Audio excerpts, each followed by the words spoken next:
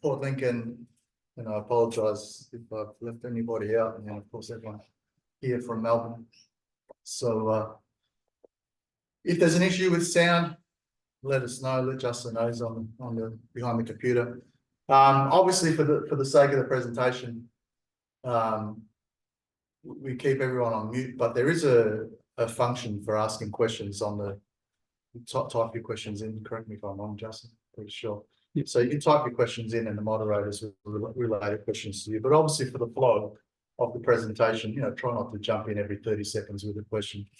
I understand that we have, many people participating with a wide range of experience from, relatively limited to local competitions, and then others who have,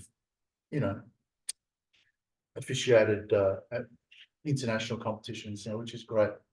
Obviously, as a certified course, we have to cover off what the ITF international rules are as they are at the moment. Okay, and obviously it's specific to the ITF Grandmaster Choi Chang Wai group, which does have some differences to what has run in the past and obviously what still runs in some other groups. So be mindful of that. And also, I understand, because most people doing the course today, the next opportunity you get to actually umpire probably won't be at the World Championships. It'll probably be in June with our event coming up, the Global Champs. So I will make reference to some modifications we make there. But as a general rule of thumb, okay, when we talk about tournament rules as opposed to umpiring, today's focus is primarily on umpires, but obviously an umpire has to have a very firm grasp of the rules by which you're, running your competition or conducting your officiating. No different to a policeman trying to enforce the law needs to know the law, but they're not a lawyer, okay?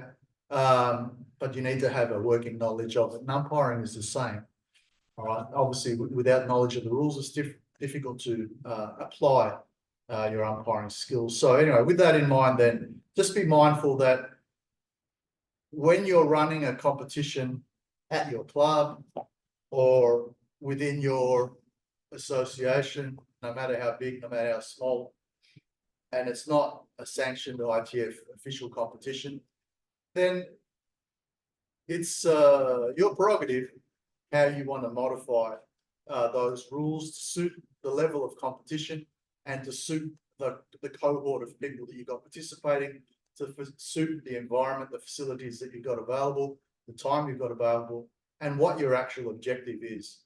All right. However, at the sanction level, at the higher level, continental world championships and so on, you want consistency. So the rules have to be followed quite strictly. All righty. So just bear that in mind. So when we talk about variations of the rules, we're not changing the rules. We're just modifying it to suit a particular event, which is not at that continental or world championships level.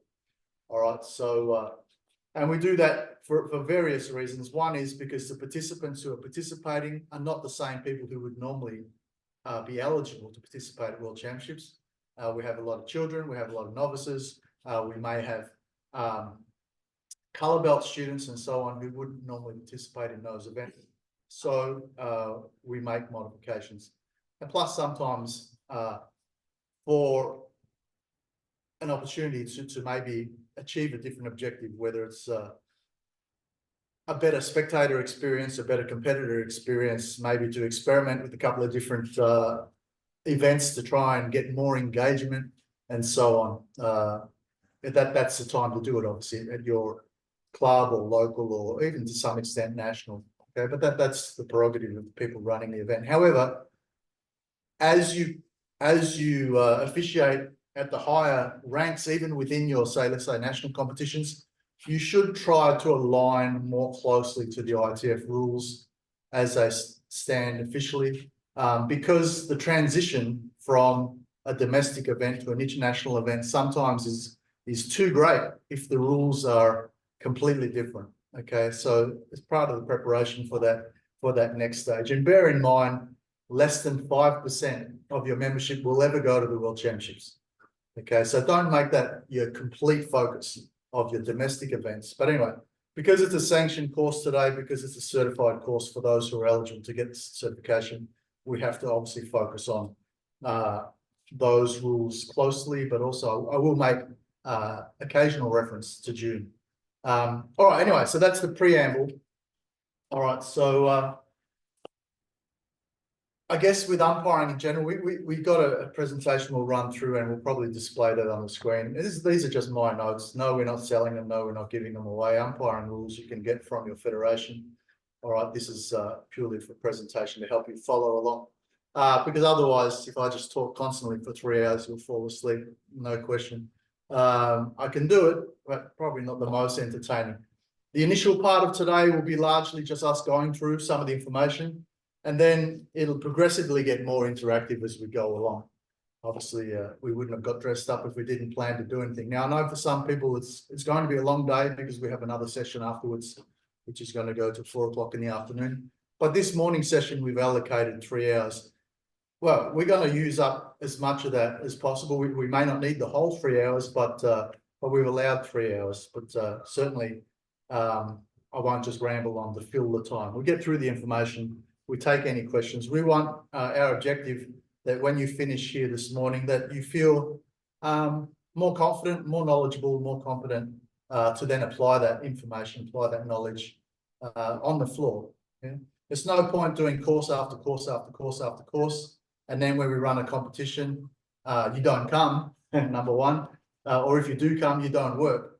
You know, and I know I'm preaching to converted, otherwise you wouldn't be here this morning, but you know, the idea is that you do actually apply these skills as well, not just get all the information, get the certification, but then we never see you again. All right, so that's important. It is critical for the running of any event. I do apologize for the people here that I'm talking to a computer and you're kind of sitting here, but it is critical for the running of any event that you have a really good team of people officiating. That's probably the most critical thing in running a successful event. All right, not only just the planning and the logistics in the background, but also the team that runs on the day. Super important. Okay. All right, so let's jump into our presentation. All right.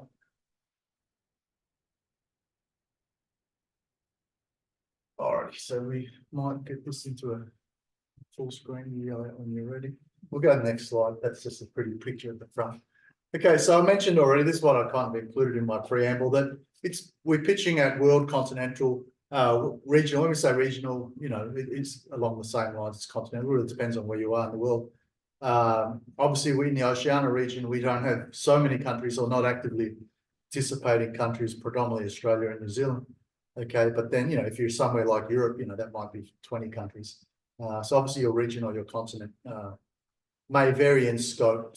So for us, you know, it's like I said, state championships, club championships, national championships, occasional, you know, novel events like, you know, I've run over the last few years, Arnold Classic and Global Champs and things like that. And then, of course, for those who go on to compete at a higher level, World Championships. All right, next. All right, so a couple of important things for umpiring, what we're trying to achieve out of this course. Running through each of the events, so sparring patterns, breaking special. A lot of the focus will be on sparring and patterns. We'll make reference to the others. Familiarize yourself with the scoring criteria for sparring, the scoring criteria for patterns.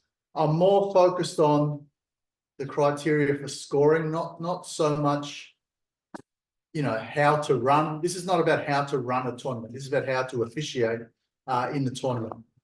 Okay, but obviously you that's a skill set in itself. Okay.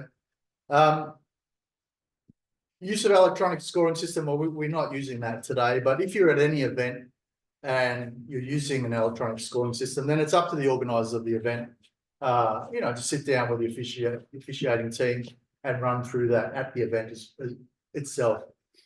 Lots of different tournaments you go to, and they may have an electronic system, but each of them may have little nuances or little differences. So it's important that you go through with that specific set you're using on that day or that event. Don't just assume that because you've used one before, you'll be able to use this one, because they all do vary slightly. Okay. Importantly, like I said before, that you feel comfortable, you feel confident, and more important, you can be comfortable and confident and hopeless. You got to be comfortable, confident, and competent. Competent is the key word, okay? Because sometimes people come enthusiastically, willing to help, which is fantastic. We need those people, but they're not very good at it, okay? So we need you to develop competence and skill and a clarity that you're actually going to score and judge fairly, effectively, and accurately. That's important as well.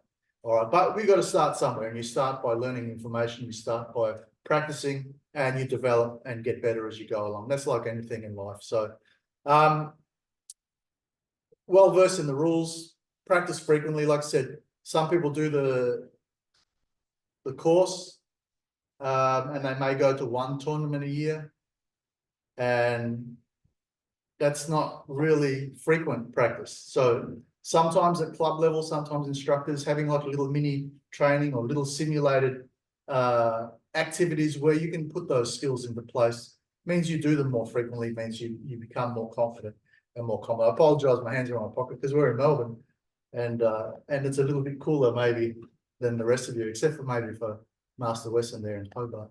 All right, so what else? So already know the rules. We said know some of the procedures in terms of obviously, you know, how to start and finish the contest, how to place people between rounds, know the signaling, know the etiquette, and so forth. So all of those things are we're going to cover off a little bit today.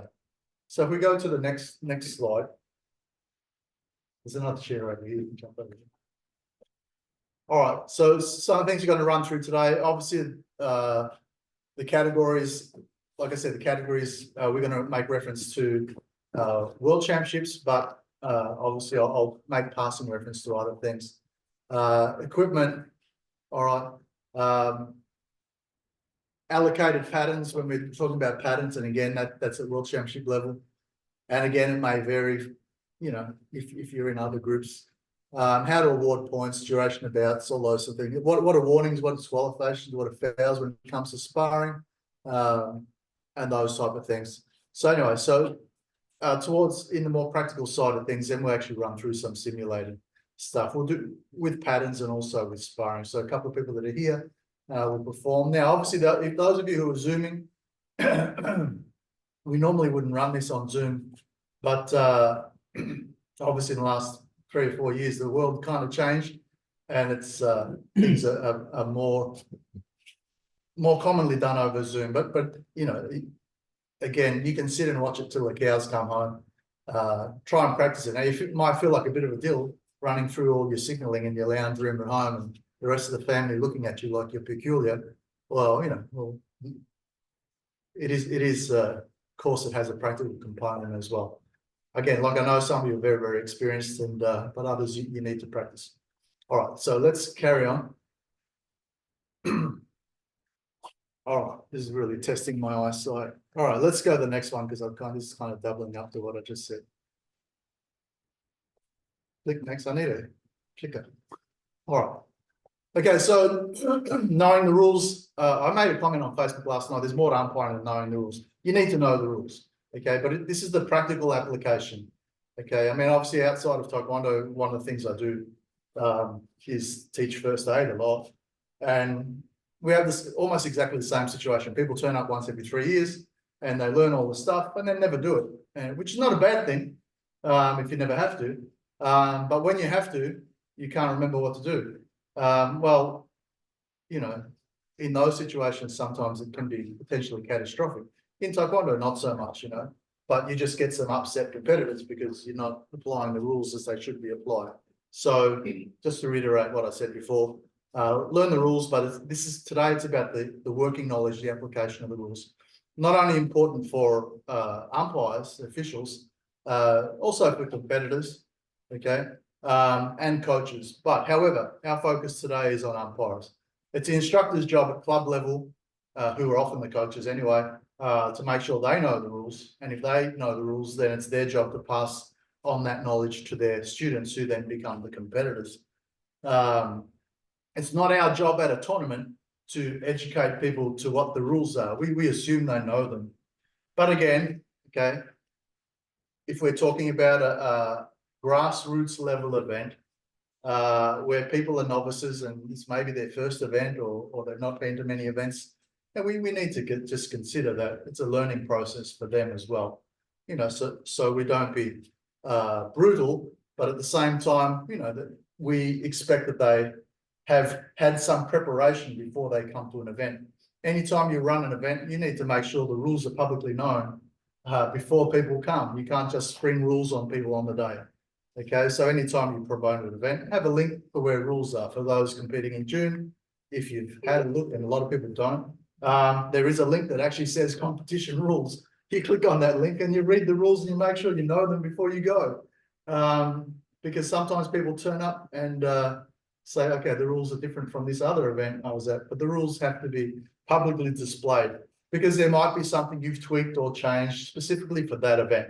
However, at the World Championships, like I said before, this is where we're pitching, because it's a certified course, I keep repeating myself, but just to reiterate that you don't change the rules at the event.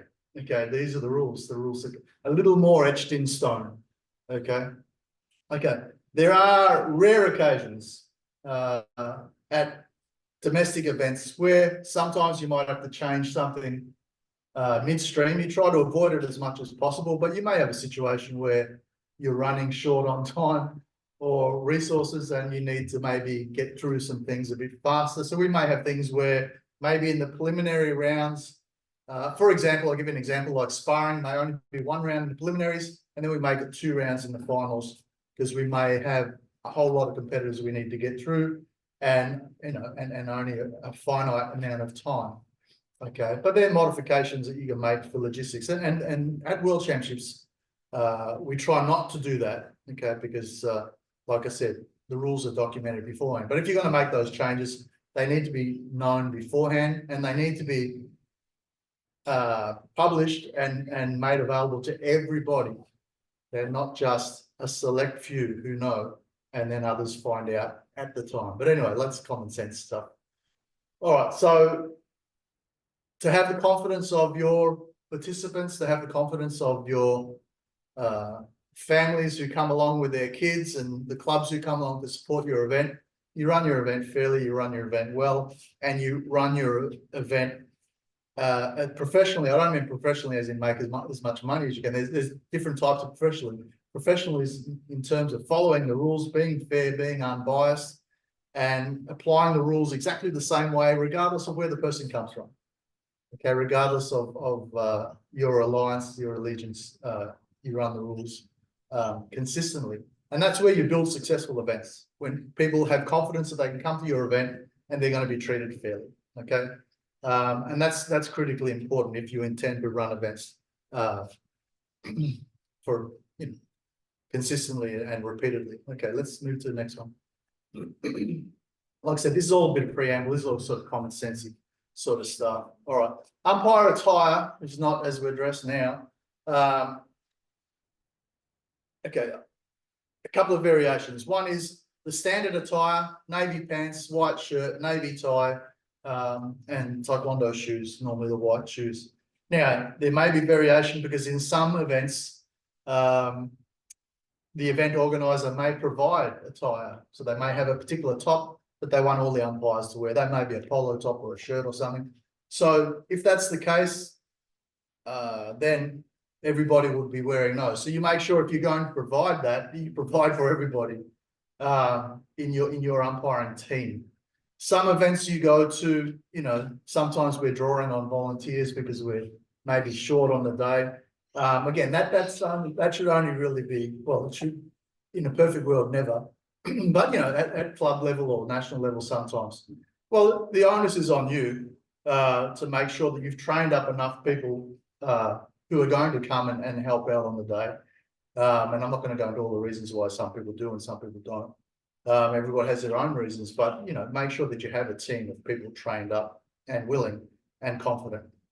All Bear in mind that everybody that comes to work, is something I'm conscious of, is sacrificing their own opportunity to participate, because they're all Taekwondo practitioners as well, and maybe they would prefer to compete.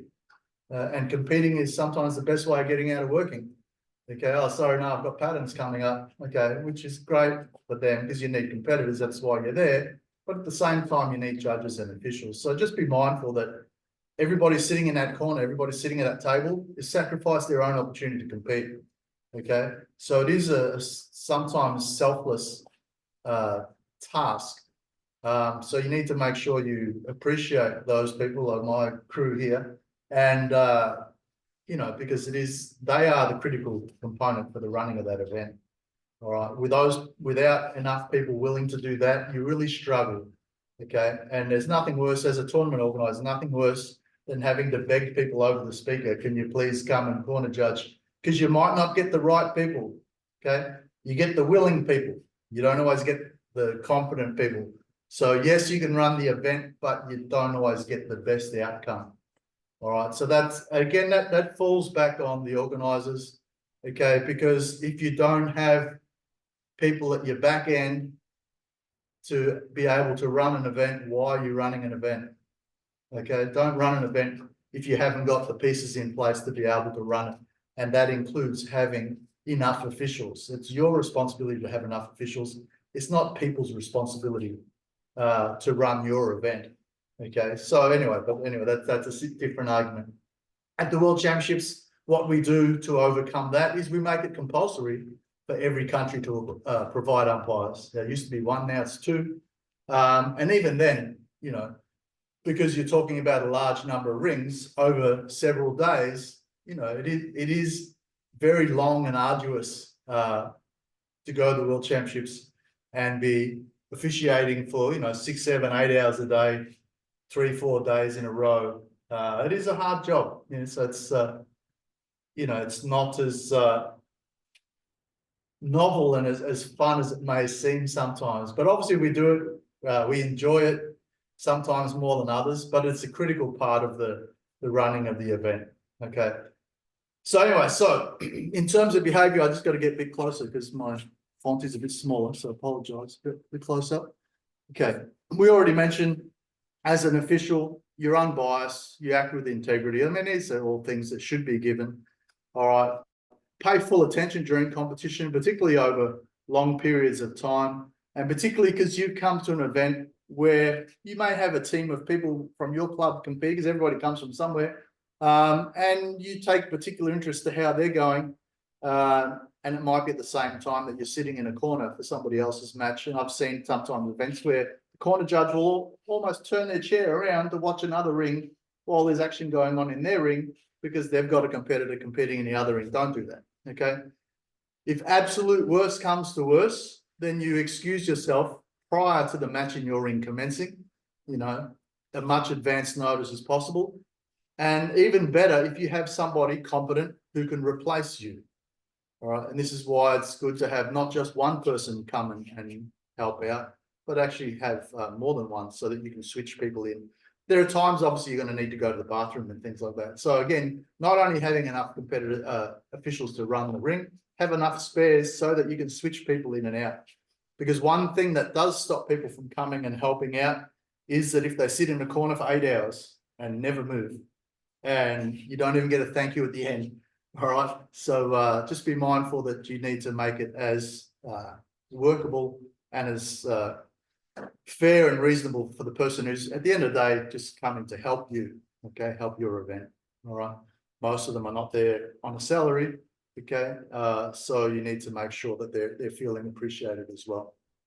All right, again, World Championships a little bit different, because there are things in place as incentives. Some people go for the free hotel, which is, you know, nice, but it's a lot of work to get a $100 room.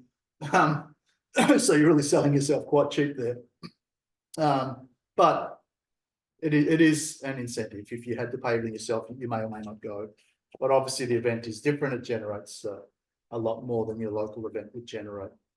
And again, that should be factored in. We mentioned about being unbiased. Obviously, I mean, like I said, you know, it is a given. But it is sometimes difficult because you may not think you're biased. Okay, and I'll give an example where you may score a particular way, and in a perfect world, it shouldn't happen, but it does happen. The most common one would be patterns. So if I teach a pattern a particular way, even though theoretically we all should teach the same way, but we know you've been in Taekwondo long enough, you know you can see some variations in different things people do. If I teach a particular way and somebody gets up and performs exactly the way I teach it, then in my head, I think that's correct. Because if I didn't think that was correct, I wouldn't teach it that way. So when I'm judging someone who's performing exactly the way I teach it, then I'm going to score them well. That's not cheating, because I genuinely believe, but obviously somewhere in the pecking order, if what I'm teaching is incorrect, someone should have pulled me up on that. Okay. But at the same time, that's kind of an unconscious bias, if you like. Okay, I see something that looks correct. I think it's correct. It's exactly the way I interpret it. So I score it accordingly. But of course, this is part of the standardization process. This is why officials not only should officiate, but they also should train. And this is why higher ranking people should train together. Okay, this is why we have seminars. This is why we have international courses. So we try to standardize so that we're all looking at the same thing. We're all judging the same criteria. That's important, okay? Because often when we have sometimes discrepancy and we say, oh, this, because again, another thing that will stop people helping you out in the future is if they get accused of being biased or cheating, and they're not. It can be unconscious. It can be them just seeing what they believe to be right. And don't assume that you're right because you don't agree with them, because you could be the one who's wrong. All right, so just be mindful of that as well. All right, so what we're talking about is standardizing and making sure that we all have access to regular training and that we're all looking at the same criteria. All right, well, like I said, in a perfect world, that would be the case. People often reference, the Taekwondo, General Che's Taekwondo book. You can read it, you can reference it, but what you see and what you interpret can still vary. Okay, it's like it's like anything. Okay, so standardize as much as possible. But anyway, again, that falls back at that's up to the seniors. That's the responsibility of the seniors to make sure that takes place, and it's not a quick fix sometimes. All right, refrain from fraternizing with competitors, and I know it's difficult. This is something sometimes people have a problem with. Particularly at international level, you've traveled to the other side of the world with other people in your club, and you may be, they may be students that you've trained for years and years and years, and you may have this close bond and rapport with them, or, but when you're there as an official, you're not representing your club, you're not representing your country, you're representing the federation, okay? So you're, and even the World Championships often they put the umpires in a different hotel from the competitors, just that there's no, we're not FIFA, there's not tons of money changing hands here, but at the same time, it's just that keeping the umpires separate from the competitors just during the competition. All right, that's not dissimilar to any other sport. Okay, outside of competition times, that's different. Okay, but during the competition, absolutely not. Okay, you can't, and again, at local level, at club level, sometimes a little bit different because it has to be. But we shouldn't be jumping from coach to competitor to umpire and just have multiple roles on the same day. If you're an umpire, you're an umpire. But I know sometimes, just so that these events can run, sometimes we allow it at club level or local level. Otherwise, it just would never happen. But at World Championships, absolutely not. Okay, we don't have you coaching competitors and then going in a ring and judging them. If you found yourself at a more local event, the question we often get asked is, should I judge if one of my own people is competing? My answer to that in theory is, what's the problem? Okay. However, for perception and the appearance of fairness, if it's possible to have judges who are independent of the people who are participating, it is a better look, okay? As long as the people who are replacing you are equally as competent to you.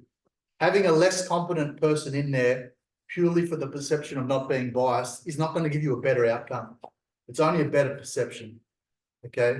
So if you've got a judge, I've got no problem judging people that are in, that wear my badge, because when I'm in the ring, I don't look at them as people who are wearing my badge. I'm just an official. Okay. However, some people are challenged in that situation, and they may voluntarily step out because they just feel, I'm challenged. And again, it doesn't mean you're a cheat. If you're going to step out before the match begins.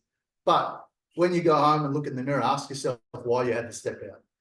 Okay. Because if you're unbiased, if you're impartial, it shouldn't matter. Okay. But anyway, if you're able to remove that perception with equally competent people, then sometimes for less headaches and less complaints and less appeals, it's better to do that. So if we're at World Championships, for example, and there's 2 countries competing and we've got officials from 30 different countries, well, we try to get 4 countries in there that are not including the 2 that are in the ring. All right. In theory, if you can do that, sometimes it saves you a little bit of headache, but it's not always possible to do that. Have a basic knowledge. I mentioned first aid. I wasn't trying to flog you any other products or do any cross-selling or upselling here, but it is important to have a basic knowledge of first aid as particularly center referee, particularly in sparring, because sparring is contact sport. Okay. Very much so, particularly as the levels get higher. And yes, we do have medics and first aid, but sometimes we have 2 or 3 medics and 7 rings. Okay. And the medic may not always get there instantly. And that critical few moments, particularly in the case of where there's a knockout or something like that, most frequently, those can be really, really important moments. So have some fundamental knowledge of first aid. That's important. Well, as martial arts instructors, and I know not everybody runs their own school, but as martial arts instructors, there's an expectation that you are first aid qualified, even when it comes to your insurance. They make that assumption that your people running your classes are first aid trained and qualified anyway. But as an official, like I said, have a basic knowledge, because again, you might be just in that few seconds between the incident happening and first aid getting there, and sometimes it might be something critical. I'll give an example. Back in the archives, I was center refereeing. Someone got knocked out. Had to roll him over, had to take his mouth guard out and so on, so he wouldn't choke on it, put him in recovery position and just keep him there until the first aid came over. Something as simple as that, but just having the presence of mind to do that, all right, can be important. Okay. Like I said, sparring is the most obvious one, but there are things that can happen in power breaking. Obviously, you're hitting, quite forcefully something which can do some damage. Special techniques can be in your execution or in your landing. Probably not as likely in patterns, but not impossible. But it's probably the least likely one you're going to get injured in. But things can happen. Okay. All right, let's move on. Again, I'm rambling a little bit because this is just covering what the content is going to be. So most tournaments, and again, when we're talking about international events, we always start with patterns, team patterns.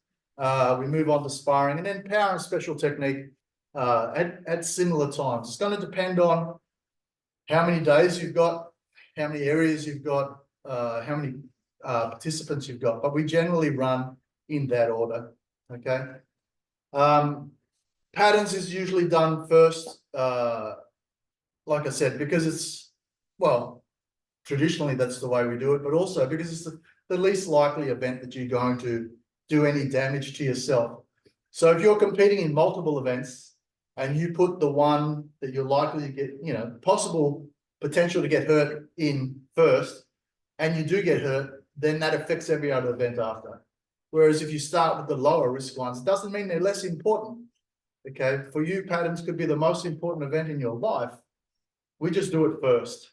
Okay, because again, it's potentially going to have less impact on the other events. Sparring next, because we have, the bulk of the competitors compete in patterns and sparring. Power and special are those a little bit more dynamic, a little bit more specialized equipment, specialized area. We've got to change the formation, and we keep jumping and changing all the time. It does slow our tournament down. So once we get through the bulk of the other events, then we set up those areas and we go through those. All right.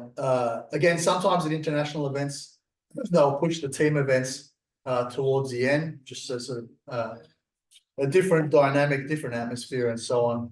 But like I said, there is scope to do that as the organizer. You basically organize it in the most effective way you can to get through it. But the traditional order is patterns, then sparring.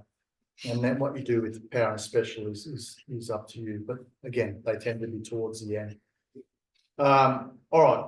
It is important, though, that you communicate this schedule with the participants. I know sometimes at World Championships, so one of the biggest frustrations at World Championships that you have is sometimes you sit there all day and you don't really know when you're on. Okay. Well, this is poor communication. Okay. You should have an idea of when you're on within reason. Within reason. Okay. I know when I run events myself, I like to number all the bouts and go through in a sequence, so that even though you may not be on it for a long time, you know it well in advance. Okay. Rather than, sometimes I get to events and they just randomly pluck out categories in no particular order, and you're basically just waiting for that announcement. And then when you do get the announcement, you got like a minute to prepare, and you've been sitting there for 4 hours not knowing when you're up, and now you've got a minute. And that can be really disconcerting for somebody who's not experienced. You never know when to start warming up. You never know when to start getting yourself prepared. And worse, if you're at an event, like I said, not the World Championship, if you're at an event where you're assisting, helping out, running it, and you're in a corner, and now your name gets called out, you got to go get changed, you got to prepare, you got to warm up. And it can result in lots of stopping and starting because you haven't got people ready, and that slows down your tournament. Okay, if you got 100 matches in each ring, and every match is delayed by a minute. Okay, well then you've got extra 2 hours on your tournament. That's 2 hours of nothing happening. And another thing which is going to prevent people from coming back is when you have too much time of nothing happening. Okay, because you've got to be mindful of the people who are not competing, and it can be the most boring thing they ever attend in their entire life, sitting there all day to watch their child spar for 2 minutes. All right. So again, things you need to keep in mind: keep the flow, keep it moving, have a schedule, and stick to it. Okay. Make as few changes as possible, and communicate with the coaches, communicate with the officials, communicate with the competitors. If you've got the facilities and the microphone and that, then communicate with the crowd in general. This is what's happening. This is what's coming up next, and give people plenty of notice. Don't call people when they're up next. Call people when they're up 2 or 3 matches in advance, so they've got time to prepare. Okay. And then if they don't get there, well, then you've got procedures in place to deal with people who didn't bother to prepare or didn't listen to the announcements. All right, because we've got to keep the show going, okay? And we can't stop and wait all day for someone who is out having a cigarette. All right, next page. All right, so different divisions. Okay. Now, I know it's 2024, and I don't want to get too controversial, but we still run by male and female. Biological, I would assume.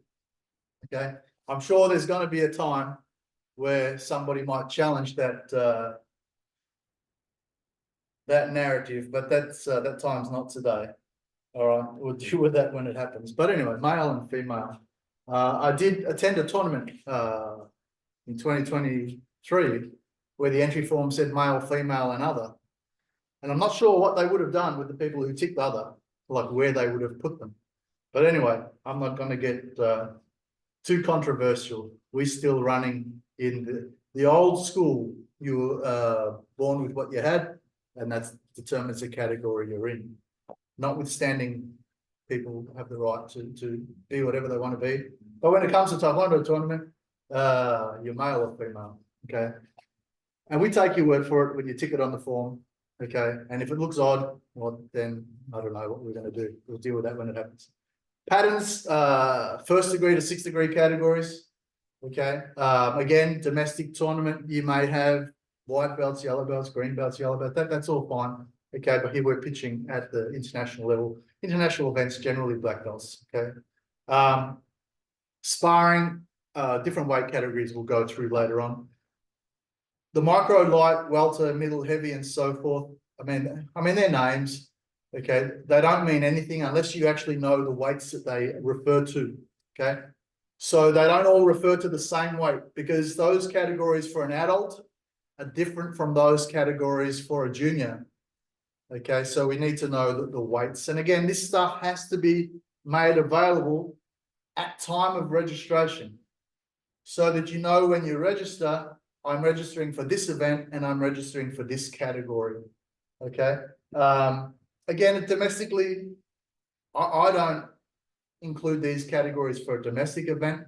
I basically batch people according to the closest fit, rank, age, gender, weight, and so forth, depending on what they've picked. Weight's only relevant for sparring, by the way, okay? In terms of categorizing people. But for international events, you actually choosing that category. So I'm choosing to go in welterweight sparring. So then it's my responsibility to make sure that when I get to the weigh-in at the event, that I actually weigh in inside that bracket category, okay?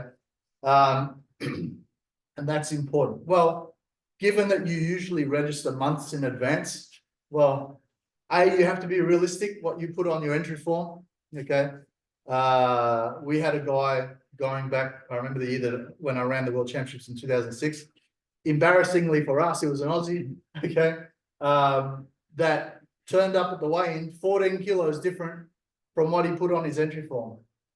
14 kilos different, you know, so somewhere along the line, not only himself, but also his coaches, instructors weren't really monitoring when he filled in the form, did he tick the right category? And for a world championship, you know, someone should have overseen the form before it got submitted. So hang on, maybe you've ticked the wrong box. And secondly, whether he was staying inside that category in all his preparation. Now, I think 14 kilos, he probably would have had to cut off an arm to make weight. But, you know, 2 or 3 kilos, you know, if you've got months in advance, that's easy enough to get rid of unless you're already skin and bones.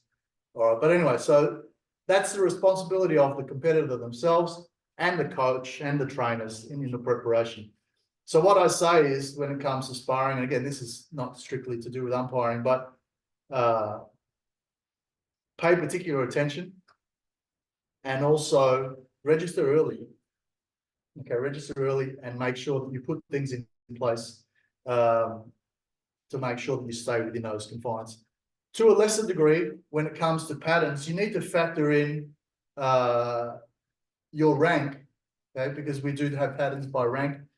And for example, at a domestic event, we might say, okay, well, the designated pattern is the pattern from your last grading. I like to do that because then there's no excuse for people not knowing because you've been tested on it, okay? However, at World Championships, they come from the patterns of your next grading, which is a problem if you've only just graded, because you may not have had time not only to learn the pattern, but to learn it and be able to perform it at the top level. That's a whole different thing, okay? So you need to consider sometimes if I have an international competition coming up and I'm due for grading, you know, according to a lot of people, they look at the calendar and they say, I'm due for grading now. You know, it's the 3rd anniversary that I've been at this rank. Remember, they're only minimum requirements. They're not, that doesn't mean you're due. That means you can't promote before that, okay? But anyway, that's another discussion again. You need to think about what's more important. Is it more important to grade before the event? Or is it more important to perform at my best at the event and save my grading for afterwards? Because if you promote just before a major event, it puts a lot of we're talking about patterns. It puts a lot of pressure on you to learn 3 patterns in a very short amount of time.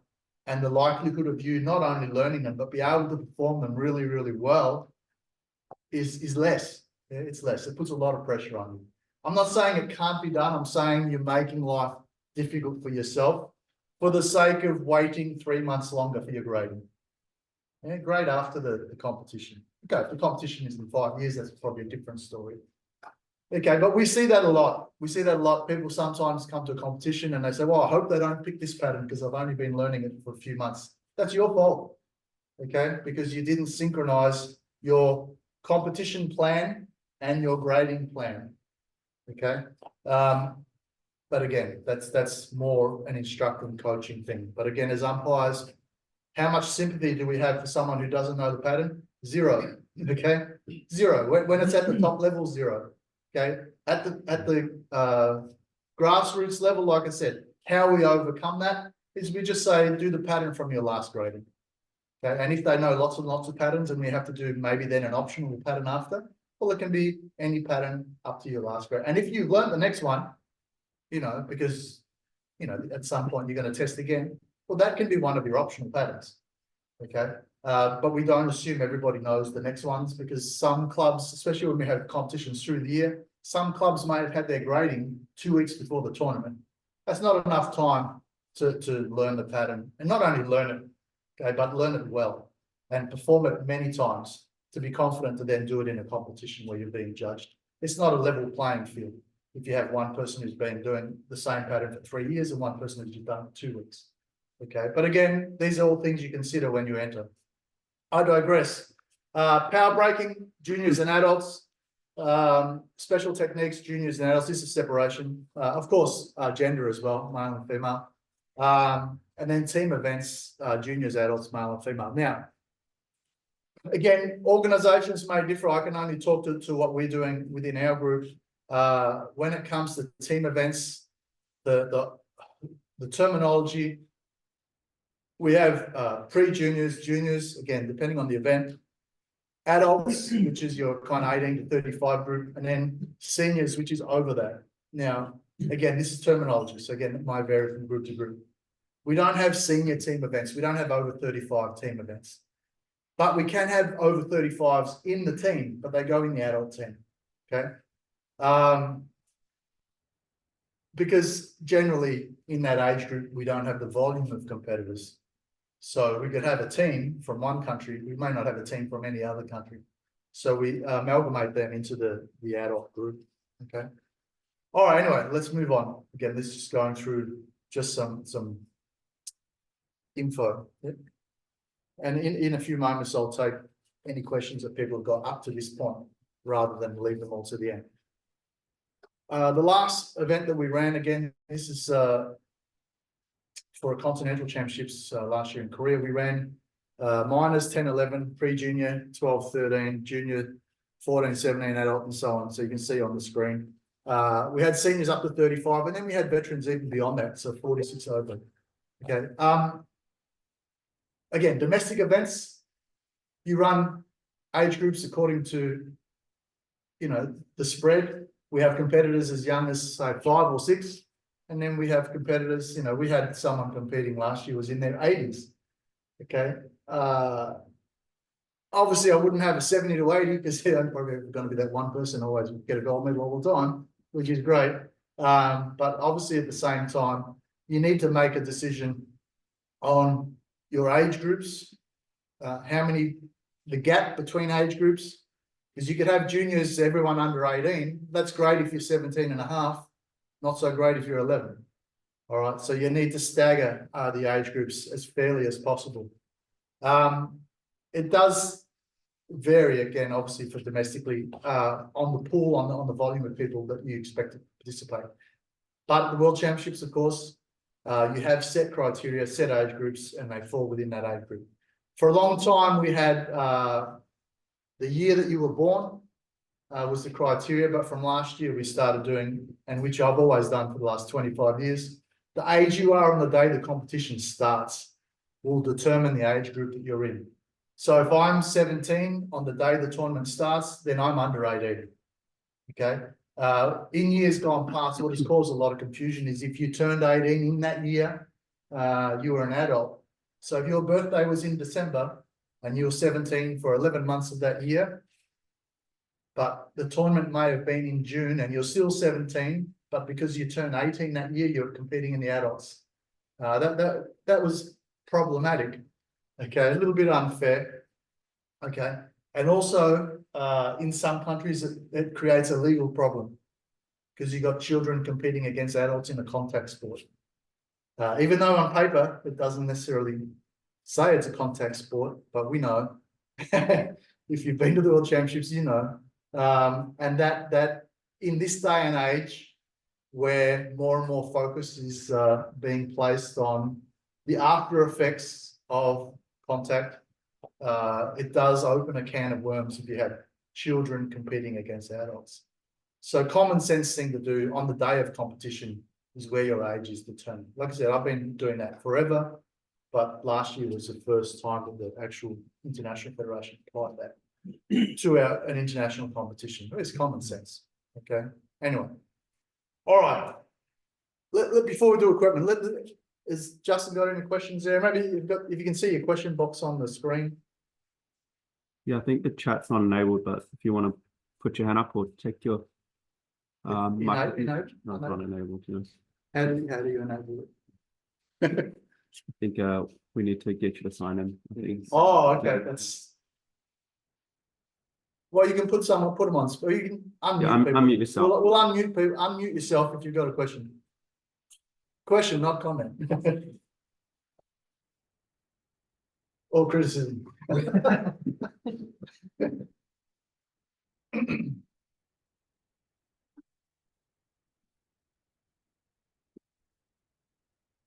No questions? Everyone's bashful, shy, Sunday? All right. If you don't have a question, we're going to soldier on. All right, so let's, when we talk about equipment, I guess, primarily, we often refer to sparring when it comes to sparring is the one where we're wearing the equipment. However, bear in mind that DOBOK, international event, DOBOK has to conform with what the rules of the tournament are, and that is, you know, your standard ITF DOBOK according to your rank. So your piping according to your rank, your belt should signify your rank, and your uniform should have the International Federation badge, can have your country patch, should be on the side, not the front, and can have your country name across the bottom. It shouldn't have anything else. Okay. We do have in the rules allowed now for a small sponsored badge, which again can be on the arm as well, on the other arm. But we shouldn't see multiple patches all over the uniform. Okay. Now again, this is for World Championships. All right. Domestic competition, up to you. But the person should be in uniform. Okay. Now, if you're inviting other schools, other styles, you need to respect that their uniform might be different. So you allow them to wear it. Okay. As long as it is a uniform, not a pair of board shorts and a singlet. Okay. But I say that half jokingly because sometimes people will come from a Muay Thai or a kickboxing background where they train in shorts and a singlet. So just be mindful of that. Okay. But again, if you state very clearly in your rules prior to the event that this is the expectation for the dress code, then they come in that dress code. All right. That's important. But you can't insist that everybody wears your uniform if you're allowing others to come. But if everybody comes within your group, then everyone should be wearing your uniform according to the criteria. And that includes colors. Okay, so some clubs wear a black uniform, some clubs wear a blue uniform, and that's fine if you've opened your event up. World Championships, absolutely not. World Championships, everybody's in ITF DOBOK, and the marking should be correct. Okay, and all right, so uniform also includes, or in terms of etiquette, in terms of dress code, is not having any visible jewelry and basically not wearing any jewelry. Okay, not only visible, but also if you've got, and again, we don't want to get too graphic, but some people have piercings in unusual places, and we're not going to do a full body scan and, you know, check if you've got any metallic objects, but common sense should apply. If you're wearing piercings in areas where you're likely to be contacted, then it's not a problem for the person hitting you, it's a problem for you. Okay, so just be mindful that that's going to hurt. And the other person is not responsible for that. Okay, earrings, necklaces, all those things have to come off. Rings have to come off. Yeah, things in your tongue, things in anywhere else.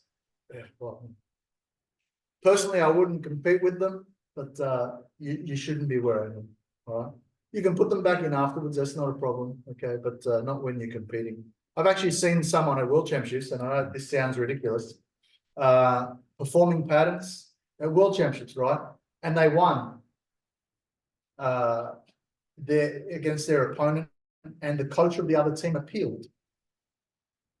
The person was wearing a necklace, and they reversed the decision, and they made the person who lost won. And that's the fault of the official. Obviously, it's a fault of the person wearing it, and the fault of the coach for not picking it up. But also the official, when they're doing the checks, when they bring them in, should say, go take your necklace off. But because they allowed the event to happen, I think it's also poor of the other coach to appeal on that basis. Your competitor lost, dude. Just take it. You know what I mean? There's no, it's kind of like, you know, the Ashes, the whole moral victory argument. You lost. Okay. You didn't have a moral victory because you won because the other person was wearing a necklace. Okay. But anyway, some countries get the rule book out and they say, in the rules, it says this. Okay. Well, that's fine. If you can sleep well at night, knowing that you won because the other person was wearing a necklace. But the tournament officials had to uphold the rules because the event runs as per the rules, and the rules state that you can't wear jewelry and the person was allowed to wear jewelry. Okay. As an official then, so we're talking about umpiring, you can preempt or you can prevent some of those things. If you see something obvious, send them back momentarily. It takes a few seconds just to take something off. Common sense. Yeah, common sense. Don't allow them to come in and say, well, you run the risk of being disqualified. No, you can, for the sake of a few seconds, you can exercise some common sense. Yes, the person should know the rules. Yes, the coach should know. Yes, the competitor should know. Okay. We're not talking about sending someone back to go change their uniform. You know, we're talking about a few seconds to take out a sleeper out of your ear or something. Okay. All right. But, okay, so let's focus then, I guess, mainly on sparring here. This is where most of the equipment comes into play.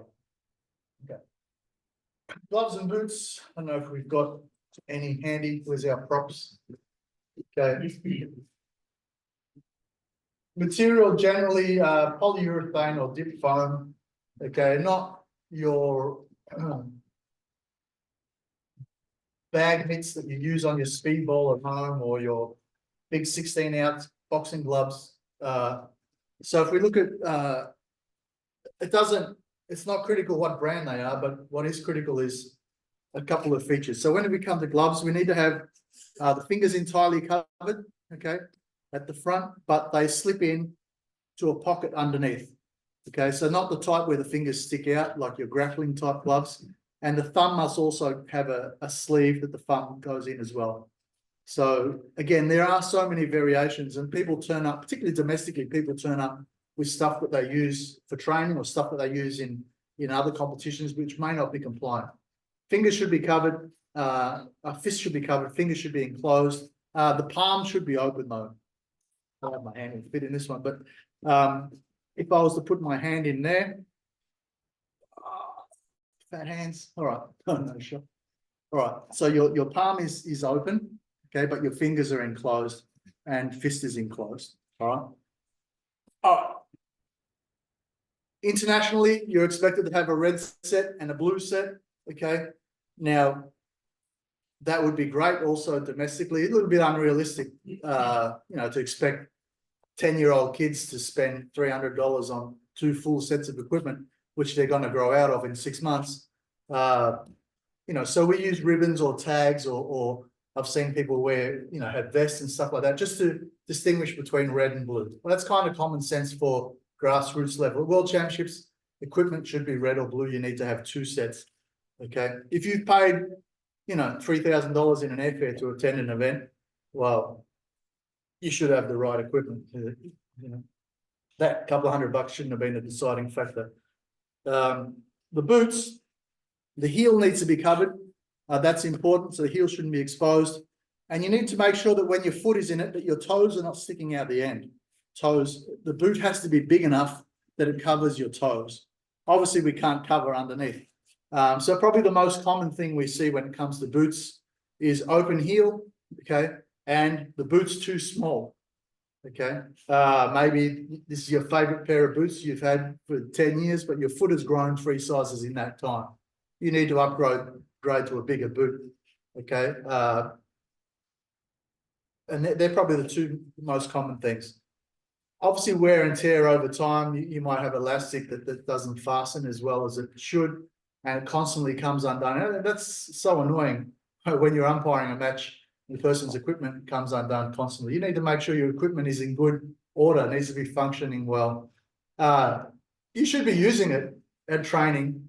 Some people pull it out twice a year when they go to tournament, but again, this is not an umpiring issue. But it gives you a chance to test your equipment before you turn up to a tournament and realize that your Velcro doesn't fasten anymore, or it's snapped and so on.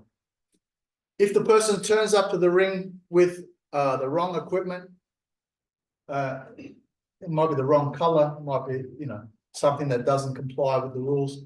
We give them 2 minutes to change the equipment. All right, that can create a lot of panic. Sometimes you're in a big stadium and your team is way up there and your ring is way over there, and you're screaming out to people to throw down and they don't really know what it is that you're screaming. This is all comes with the experience. Again, as an umpire, we say, okay, this is your window of time. This is the time we allocate. We can't stop the match indefinitely. Oh, someone from my club is in that ring and they're wearing the gloves and boots. I've got to wait for them to finish. No, then that's bad luck.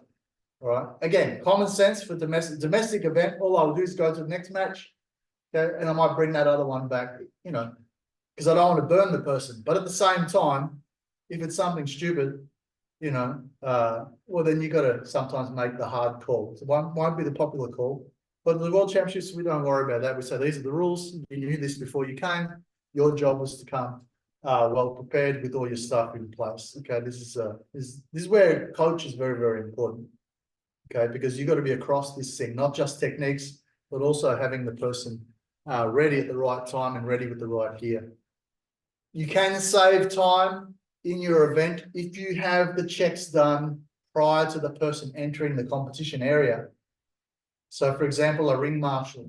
Again, you need to have enough spare bodies to do this.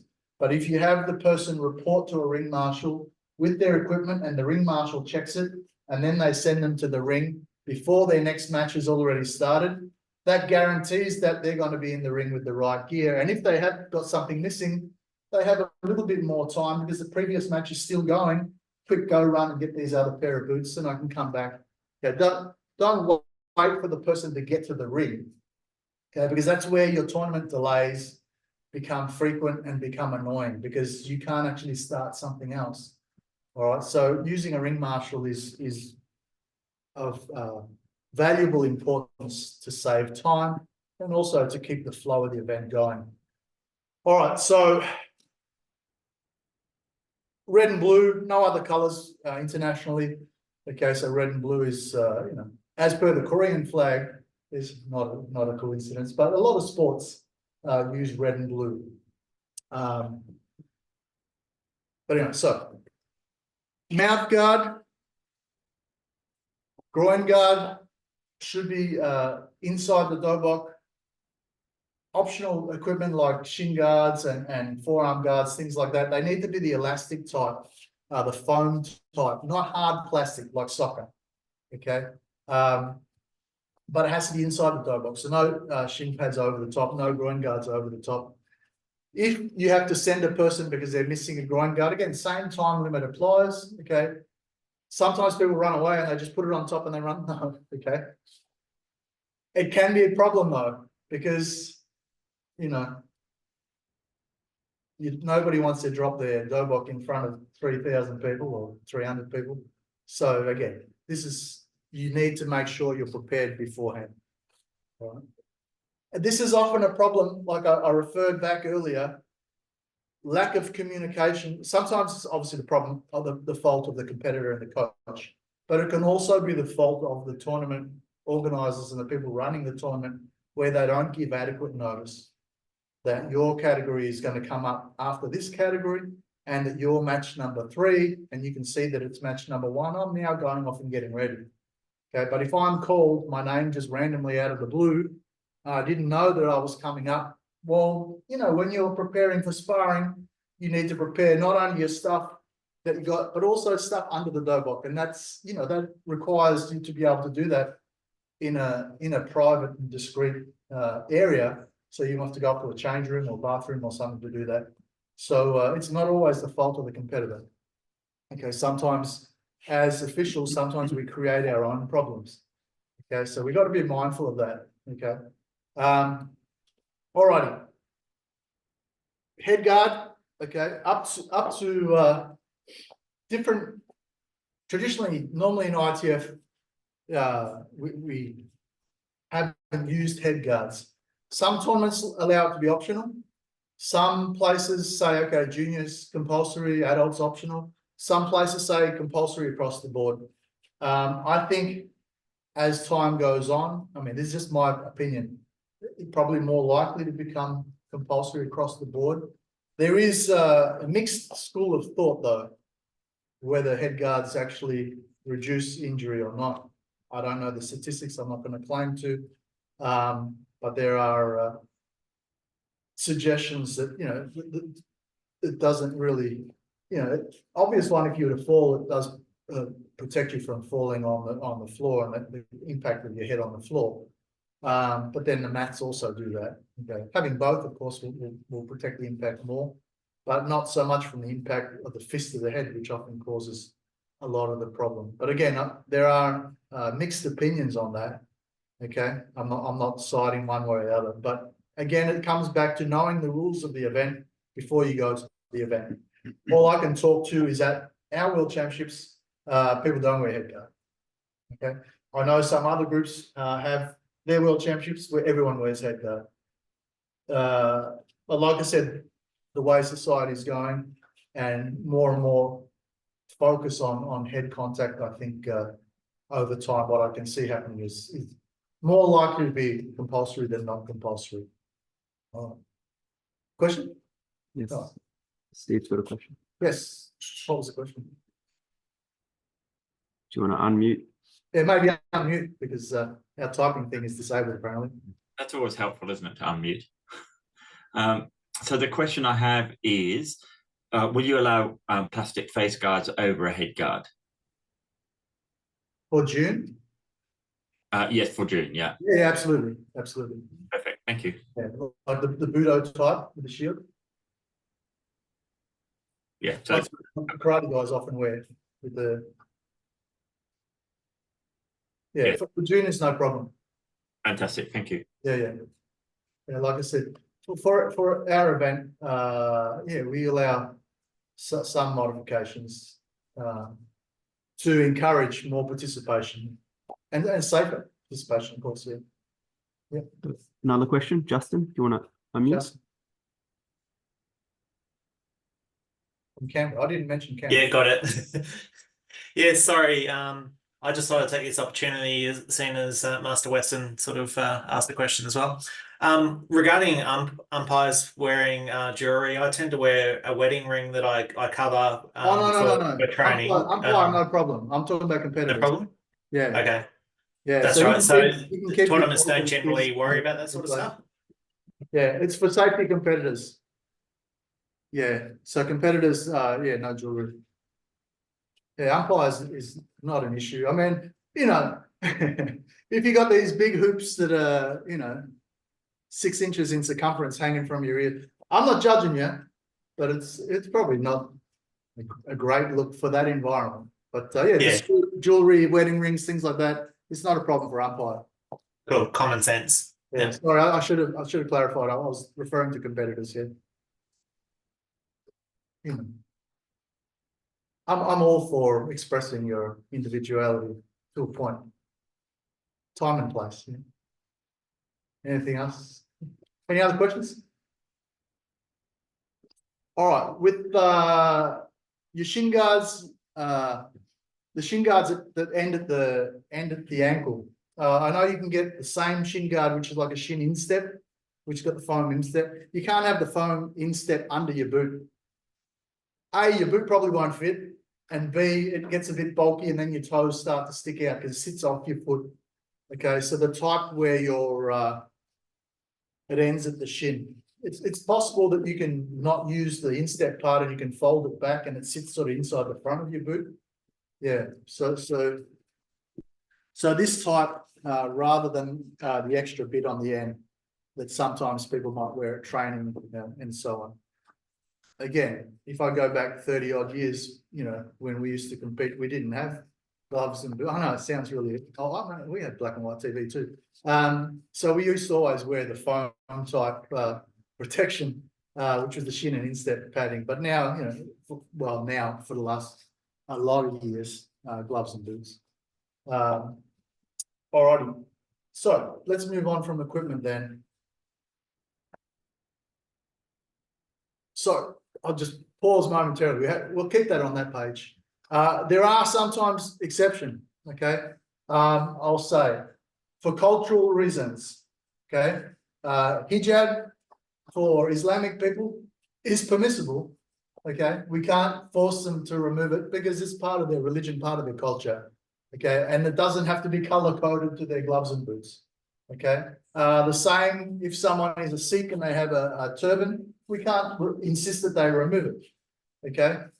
We allow that. We have to respect culture, okay? As long as it's not anything which is going to add danger, so hard plastic or metallic or anything like that, okay? That's fine, all right? Because again, we're encouraging participation and we're respecting diversity, okay? But within our rules, and those two examples don't breach our rules. If they're wearing headgear over the top, usually it doesn't obstruct the headgear too much. Well, hijab wouldn't. The turban, I'm not so sure, but maybe they just get a bigger head guard to accommodate it. But yeah, so don't find yourself insisting on someone to remove something like that. You're going to open a huge can of worms for yourself. Okay.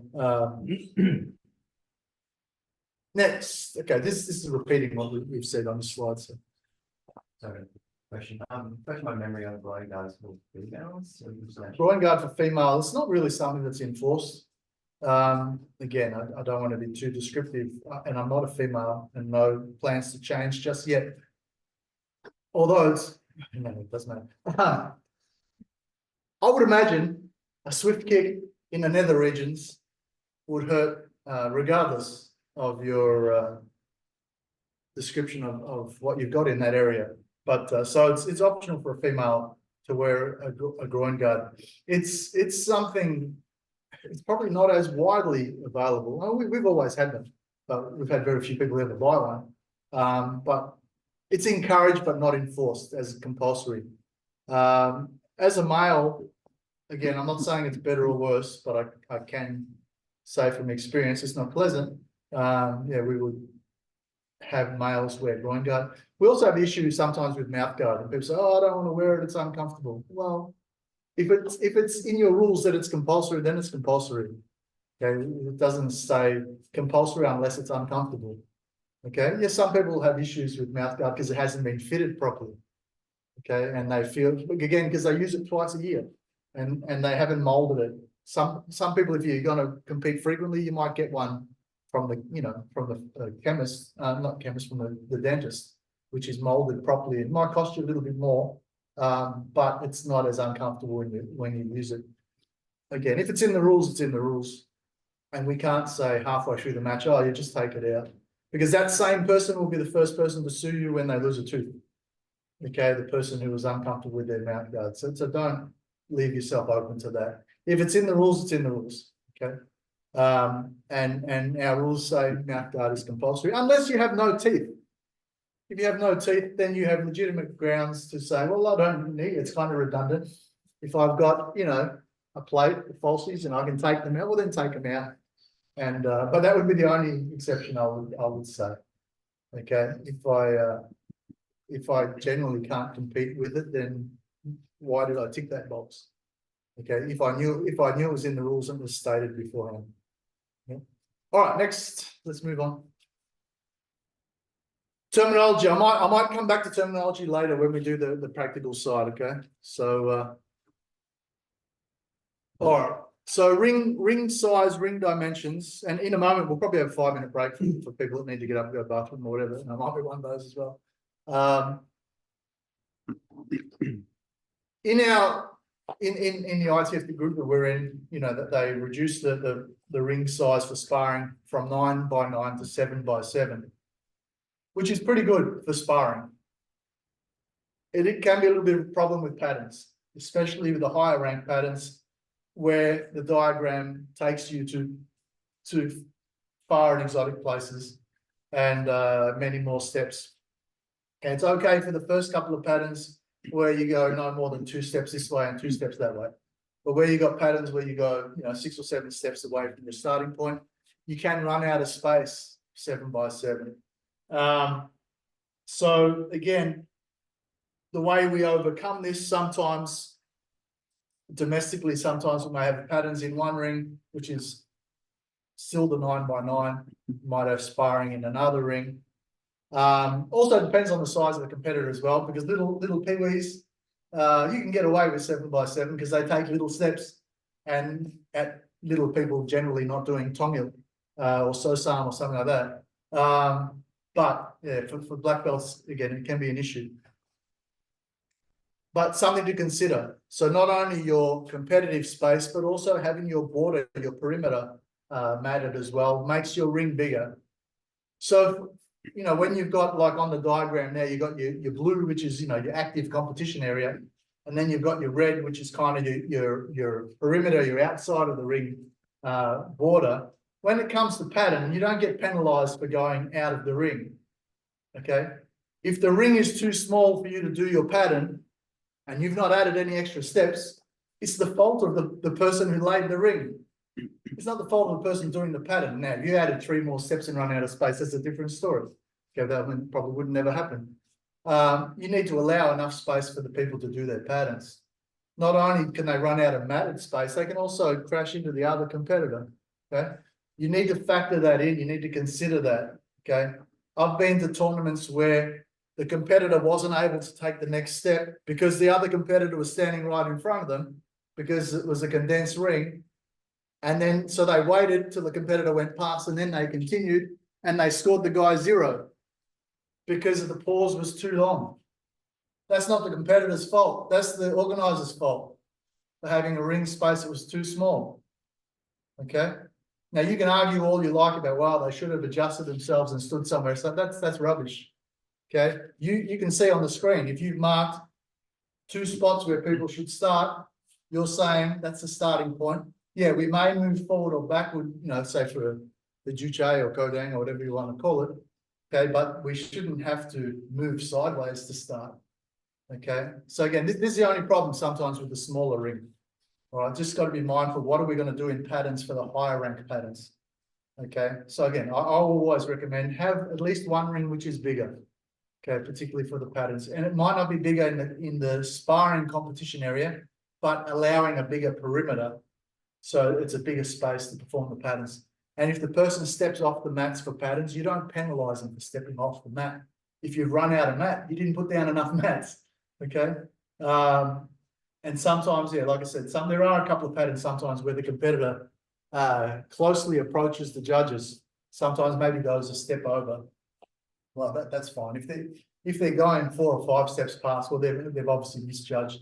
Is there a couple of patterns where you should move back a little bit to commence? Okay. All right, but otherwise, yeah, traditionally always been 9x9 with that perimeter sparring, like I said, but it's not just recent. It's been 7 or 8 years ago. It was reduced by 7 to 7. It was just to encourage more engagement. I was looking on social media over the weekend, and someone was running a tournament, and I'm looking at the mats. I'm looking on the scrum. I'm looking, well, these rings look particularly small, and they were 5x5, but they had lots of rings. And I was very curious. I was only a still photo. I was very curious to see how that would have gone. I think for the sparring, it probably would have been okay. You know, but for the patterns, you would have had to bring people up individually to be able to accommodate that. So again, as an organizer, something you've got to consider. As an umpire, we're just judging the technique. So when it comes to patterns, you know, we're judging the pattern, but make sure as an organizer you provide the right facility, the right environment. All right, okay. Let's the configuration for power and special. It's not a strict configuration. It's because you need to have a runway for special techniques. And then probably go to the next page. And then the power braking, the configuration, it really depends on the equipment that you've got. If you've got equipment that you can place in the center of the ring and you've got a ring that you can dedicate the power braking, that's great. You may have a separate designated area, sometimes in the side of the stadium, in the corner of the stadium. Again, depends on the type of apparatus you've got. If you've got freestanding apparatus, which is stable, okay, you can put it in the center of the ring. If you've got apparatus which needs to be braced against a wall, you need to make sure you've got a wall. Okay, I know it sounds dumb. I mean a wall which is solid and secure. Because I've been to tournaments where they turn up with their power braking machine that has to lean up against the wall, but the wall is tin or the wall is plaster and you can't put anything against it because you're going to break it. You need to have a solid wall, if you're using that, freestanding equipment is best, but it's not as widely available. Again, at World Championships, of course, they've got the resources to be able to get the proper equipment and freestanding, bring it away from the wall and have it in a ring, where people have got enough room to maneuver for the technique, enough room to have other competitors assembled close by so you can not have to call them from the crowd, and enough room for judges to position themselves to be able to judge and not everyone crowded in around together. All right, so, but yeah, if possible, like it was indicated on the screen, if you've got freestanding equipment, put in the center of the room, center of the ring, plenty of room around, have competitors assembled, on the outside of the ring or on the edges of the ring, and be able to place your judges around the equipment. This is purely just for the ring layout. We're not talking about the rules at this point. Special technique. Next example.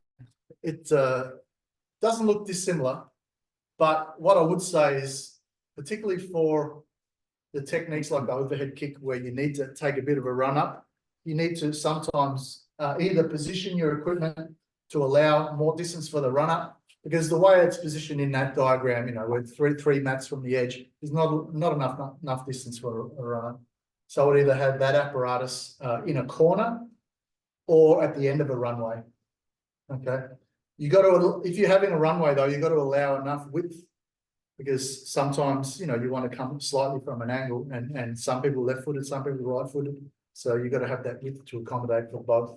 If we constantly have to change the equipment around, and check, which foot are you going to kick with? Oh, hang on, we'll just change it. Okay, again, these are all things that take time. All right, we want to avoid that. So have equipment which is versatile, and have a space that I don't need to constantly move equipment around. Again, what you do domestically is different, but we're talking about, in this case, world championships. All right, so this is, now in terms of positioning of judges, the jury president table, the jury table is always at the front of the ring facing, they need to be able to see what's going on. You're judging for sparring. If we go back a couple of slides, sorry, because I sort of skipped through. So for patterns, your judges assembled across the front, usually 5 judges. Okay, again, domestically, you may have less manpower, you may go with 3. Okay, sparring, you have a judge in each corner, center referee in the middle, but the jury table is always at the front of the ring facing the competitors. Okay. All right, we might pause for 5 minutes and then we'll go into some specific rules. We'll start with sparring. Okay, so have a break, grab a coffee, 5 minutes, and we'll come back. I don't know if you can pause the Zoom or.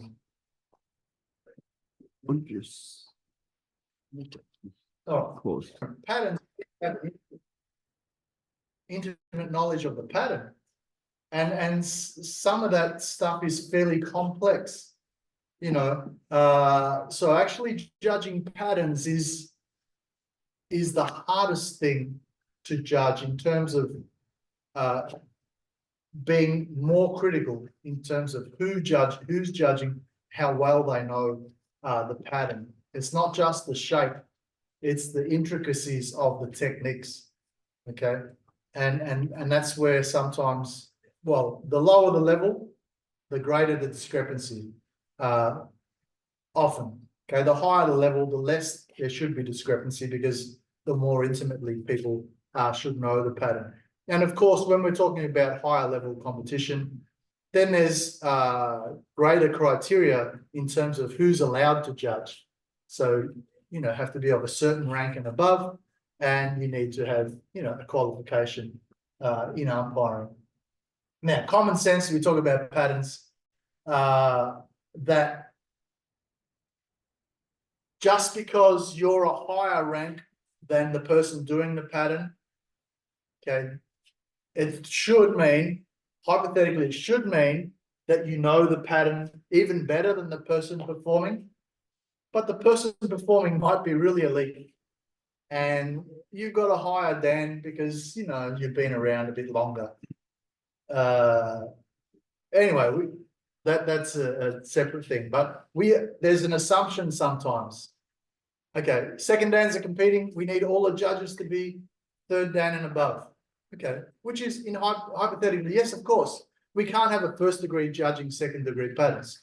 It wouldn't be expected that you knew them, or you knew them even well enough to be able to judge them. Okay, so we need the judges to be higher than the people competing. That's number one. Okay, but number two is we need the judges who know what they're judging. Okay, that know what the pattern is. Okay, because again, sometimes we get judges who have the rank that may not necessarily have the intimate knowledge of the pattern. Okay, and that may happen because, well, again, I don't want to say anything upsetting or controversial, but it may happen because maybe you come from somewhere else with rank already, and you've carried that rank into another setting, but in that setting, things are done differently from the setting that you came from. So yes, you've got all the best intentions. Yes, you're gracious and you volunteer to help, but you may not be the ideal person at that level. Fantastic for sparring, for breaking, for special, maybe not for patterns. Okay, it's very important. And I know I'm not. This is not. The same would apply if they asked me to judge at a WTF tournament and to judge the Pumse, then I would be the wrong person to ask. Okay, because I don't have the intimate knowledge of the Pumse. So this is not a criticism of the judge. This is just reality that you need to have the specific knowledge for what you're judging. All right, and patterns is the toughest thing. Okay, so anyway, so let's first of all just look at the layers. So I've got two people randomly. We're not judging your performance. I'm a centre referee. I come into the ring looking all dapper, and I say, Hong, Chong, and we bring them to the centre, just as we would, same as we would for sparring. Don't have to run in, like you can take your time to come to that. All right, so we've got two volunteers. Okay, let's do that again. Okay. Hong, Chong, bring them in together. Okay. We face them to the front and we use our signals to give them a clue because, domestically, usually not a problem. Okay, but internationally, we have countries that may not be speaking the same language that you speak. This is where Korean terminology is important because, theoretically, we all doing Taekwondo, we should all understand the Korean commands. But if I'm using English and he doesn't speak English, then I need to make sure I'm using the signals here to show. It's very obvious. Okay, I know what's going on. Of course, experienced competitor knows what's going on because they've been through it. But a rookie doesn't always know. And a small child can get very disoriented if they don't know what's going on. Okay. All right. So anyway, so we face the judges first and we go, Kyungye, we bow. I take a step back because they're not bowing to me, they're bowing to each other. And they face each other. Kyungye, they bow. Okay. Now, in the competition, let's assume, okay, these guys are black belts, well, they are black belts. Okay, let's assume now, they're going to do a pattern. It'll be a designated pattern. So on your jury table, so these are first degrees competing with first degrees, second degrees competing with second degrees, and so on. Now, again, domestically, sometimes we combine them, depends on the volume of people we've got. Again, it's something we need to consider at the front table, but internationally, we separate ranks, okay? From their allocated patterns, now, whether they've got the patterns written on ping pong balls and they pull them out of a hat, up to you what you want to do, how you designate the pattern, but it should be random ballot. Should be random ballot, okay?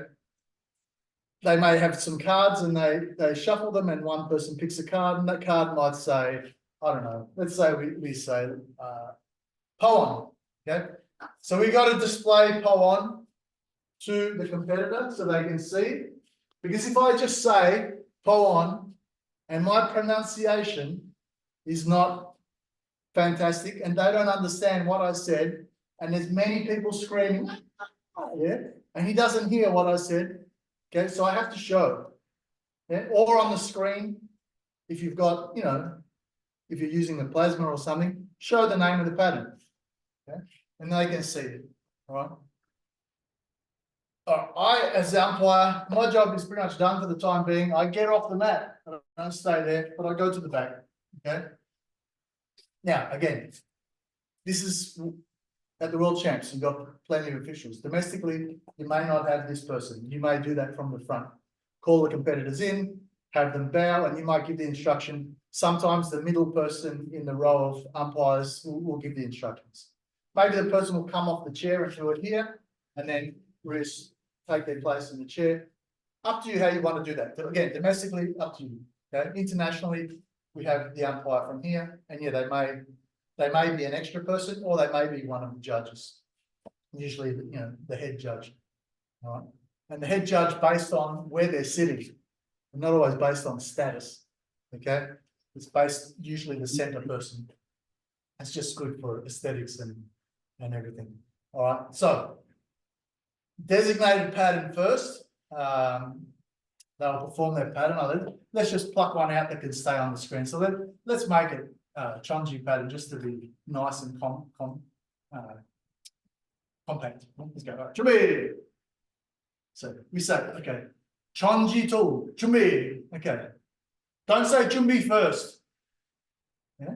Because they don't know what Chumbi position to make. Because depending on the pattern, it might be here. It might be here. It might be here. Okay. It might be here. I don't know. So I say the pattern first. Chonji to Chumbi. So they know this is the ready position. Okay. Now, of course, if you had the pattern name displayed, or if you show the name of the pattern, that's the same as telling them. I don't have to, I can just say Chumbi because they know what they're doing. Right? We're judging in competition, performing in competition. The pattern is always done in a sequence without count. Okay? We don't count. Okay, we know this, so we don't have to give the instruction. So whatever. We just say Chumi, she, jump, and they start. They should know it's continuous. It's not the same as if you were teaching a class.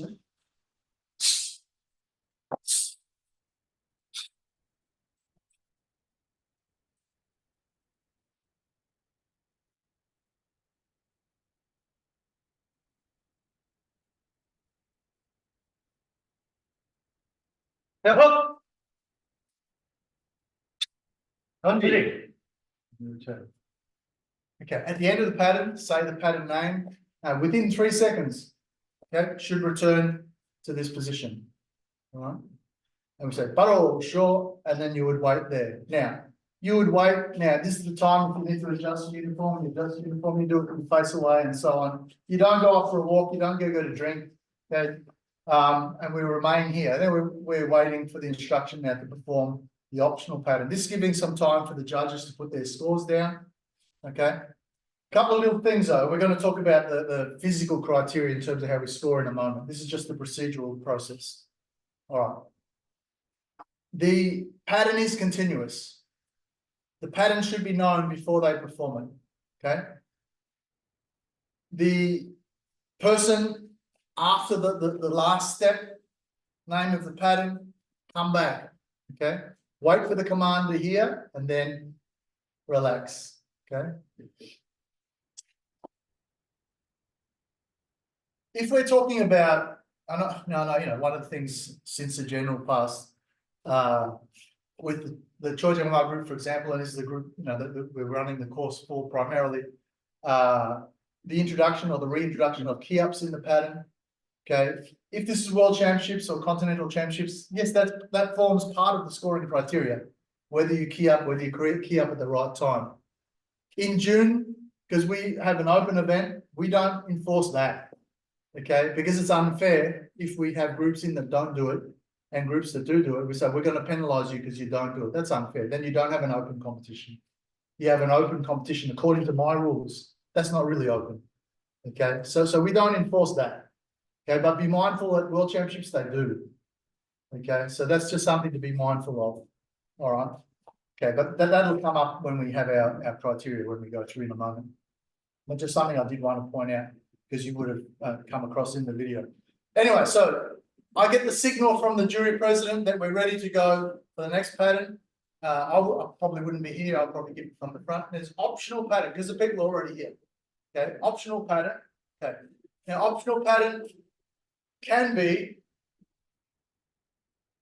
if it's a domestic competition, according to whatever you put in your rules, it might be any pattern they want. In the World Championships, and this is going to be the next slide. It is from this pattern to that pattern. Your designated pattern will come from this range, and your optional pattern will come from this range. It used to be years ago, optional pattern could be done from anything. But what we used to get is we used to get second, third, fourth, fifth degrees doing Dangun, Dosan. Yeah. Well, now, you know, the push for the last few years has been, okay, look, if they're higher ranks, we want to see higher patterns. It doesn't make sense that the second dans are doing the same patterns as the 6th degrees. Okay, so now they've given you a range of where you can select your optional pattern from. That's for World Championships, okay? Continental Championships. But again, domestic tournament or, you know, other tournament, whatever you lay out in your rules, you have to state specifically, okay? That's how I like to say for any tournament I run, usually, again, unless it's for the ITF sanctioned ones, your designated pattern is from your last grading, okay, and optional pattern can be anything. Because again, if I'm 5th degree, but I've been 5th degree for 7 years, I probably already know the next 3 patterns. If I don't, I need to get a rig along. Okay, I can choose one of those if I want. It's an optional pattern, but just be mindful. You got 5th degrees, okay, competing. Consider who your judges are. Okay? They need to be at least 6, because he may choose one of his next patterns to perform. The judges should know it. They've already been tested on those patterns. Okay, so you need to be mindful when you have higher ranks, and sometimes, particularly domestically, when we're blending ranks in one category and we have a 3rd and a 5th in the same category, just be mindful who your judges are. Okay, I might go from 5 judges back to 3 judges because I don't have 5, 6, or 7 degrees. Well, then I can get the same result with 3. Okay, hypothetically, I get the same result with 1, but it's not a good look. Okay, 3 or 5. We tend to go for an odd number, which means you're more likely to get a result. Not guaranteed though, because it is possible to be a draw. Okay, but anyway, just be mindful of that. All right, so optional pattern. Now, I don't have to say which pattern because I don't know which pattern they're doing. I can tell from the position they made, okay, what pattern it's going to be. Okay, they know what their selection. Just do anyone. You don't have to do 1 or 5th one. So let's say they were color belts, and we probably wouldn't have color belts doing both. But anyway, let's say that they chose any pattern. I'm trying to keep something that's going to stay on the screen.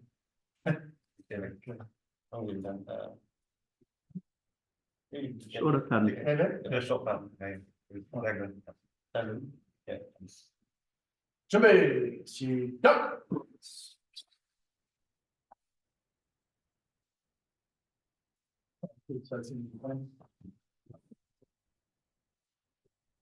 Help.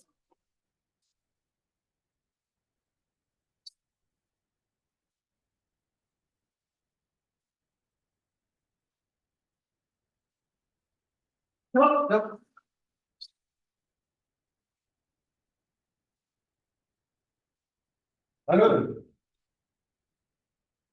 Hello. Same as before. Allow a little bit of time for the judges to tally their second score, and then they will combine their first score with the second score, and then they will hand the, again, depending on if you're using electronic, it'll come up on the screen. If you're not, you'll hand your cards to the jury president. Maybe one judge will go along and collect them all and then hand it. You'll have a recorder who'll go along and collect it, hand to the judge, they'll tally them up. Okay, and then the head referee will come back to the center. We come from here. Okay. And we wait for the signal from the head table. Okay, okay, so we say Chong-Sang, and you have the winner, okay, and then what, face the front, Chariot, Kung-Ye, and face each other, Chariot, Kung-Ye, and then they would, good etiquette would be to shake hands, and then they would go off away, and then we should have the next two ready to go. That's procedural, okay, that's procedural. That's not my main focus for today. My main focus for today is now, let's have a look at, as judges, what are we looking at? Okay, so if we have we got that PowerPoint up? Okay, have a seat. I might pull people at random, not to perform pattern, but just to perform certain posture. You lost the pattern. Okay, patterns. Okay, we'll get next one. All right, so this is like I said, for World Championships, for Continental Championships, what we're using at the moment. So for designated Chunmu to Gebek, for first Kwangay to Gebek as optional. The optionals are usually, like I said, from your next grade, okay, until we get to the highest rank where you've only got one for your next grade, so we give you a couple of options. So Gebek to Kodang for second, for designated, Wiam to Kodang for Kodang or Juche for optional. And the other thing is, well, I mentioned before about the key ups. Also, that the change of name from Juche to Kodang. Every other group didn't do that. Okay, so if you're having an open event where it's still being called Juche because Juche is the name of the pattern, you can't penalize them because they've called it Juche, not Kodang. Probably they could have come up with a different name if they were going to change names. But anyway, that's another discussion for another day. So I always say Kodang or Juche. Always acknowledge that it's both because Juche is the pattern. Okay. Anyway, third degree. Now you can see on the screen what they are. It's again, this information is distributed before time of registration, so you know.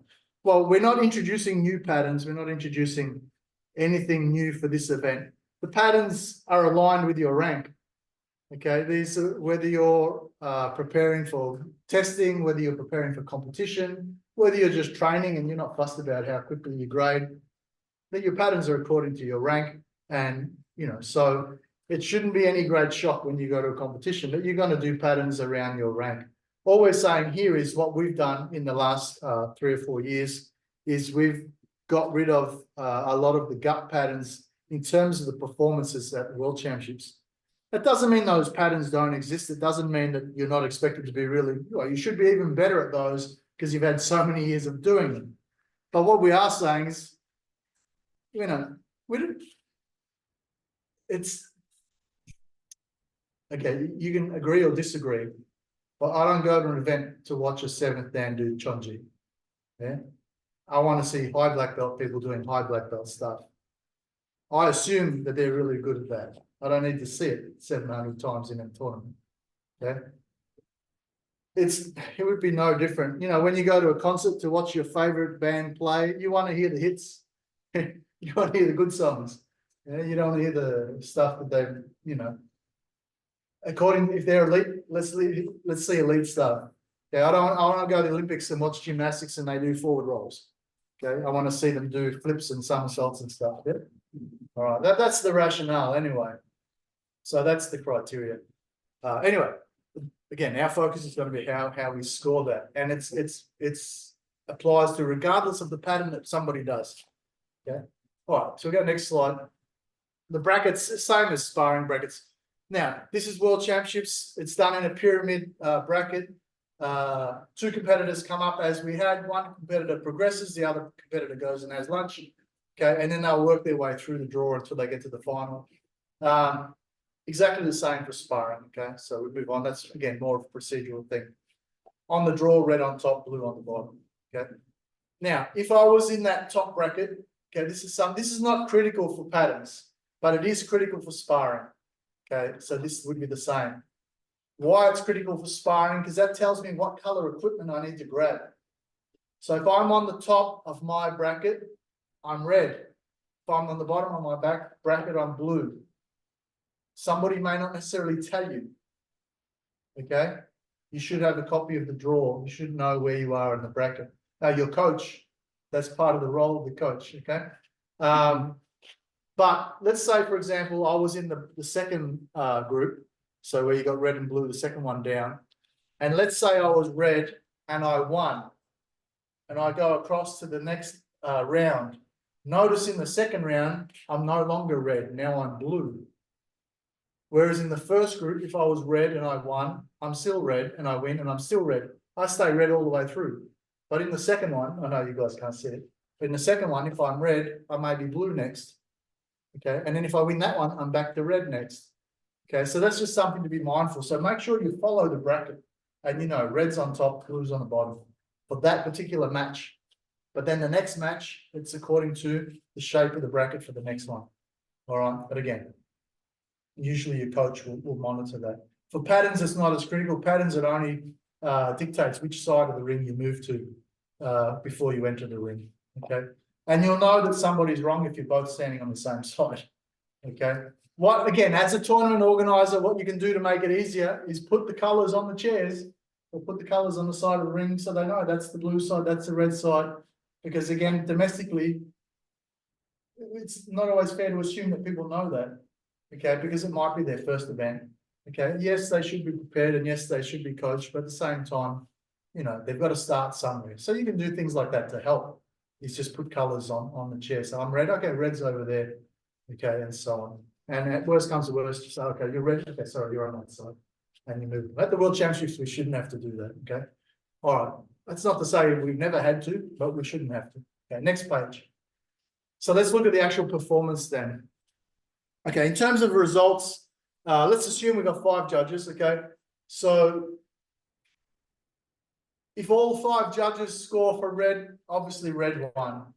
If 4 judges scored for blue and 1 for red, obviously blue won. Okay, if we get down to where they're split, so let's say 3 judges went for red. It doesn't matter what the other 2 judges did, then red will win. Because anytime you've got the majority of judges, you win. All right. Now it gets a little bit trickier if you've got, let's say 2 for red and 3 draws. That means nobody went for blue. So red still wins. Okay, because blue was not determined the winner by anybody. Okay, red still has the majority of judges. 2 red, 1 blue, 2 draw, red still wins. Red's got A. Let's say that A is red. Okay, however, it's a tie where there's no clear majority.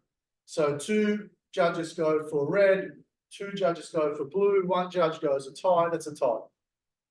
1 judge red, 1 judge blue, 3 judges tie, that's a tie.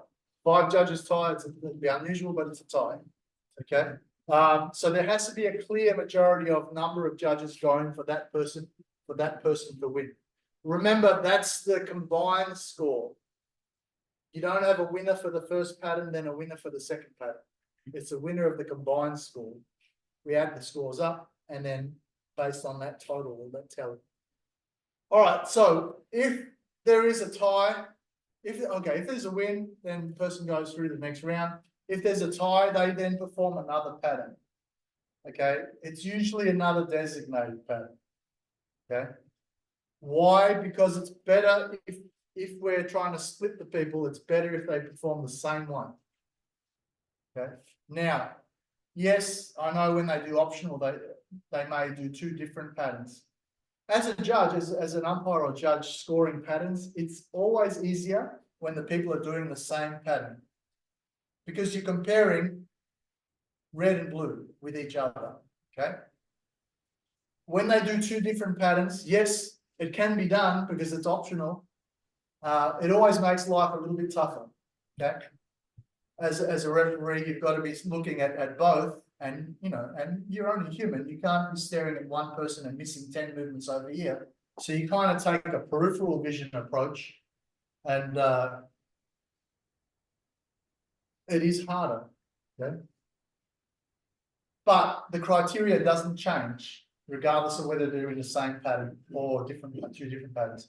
But that's what I say, when we're trying to split a tie, it's always better to have them do the same pattern and you choose it.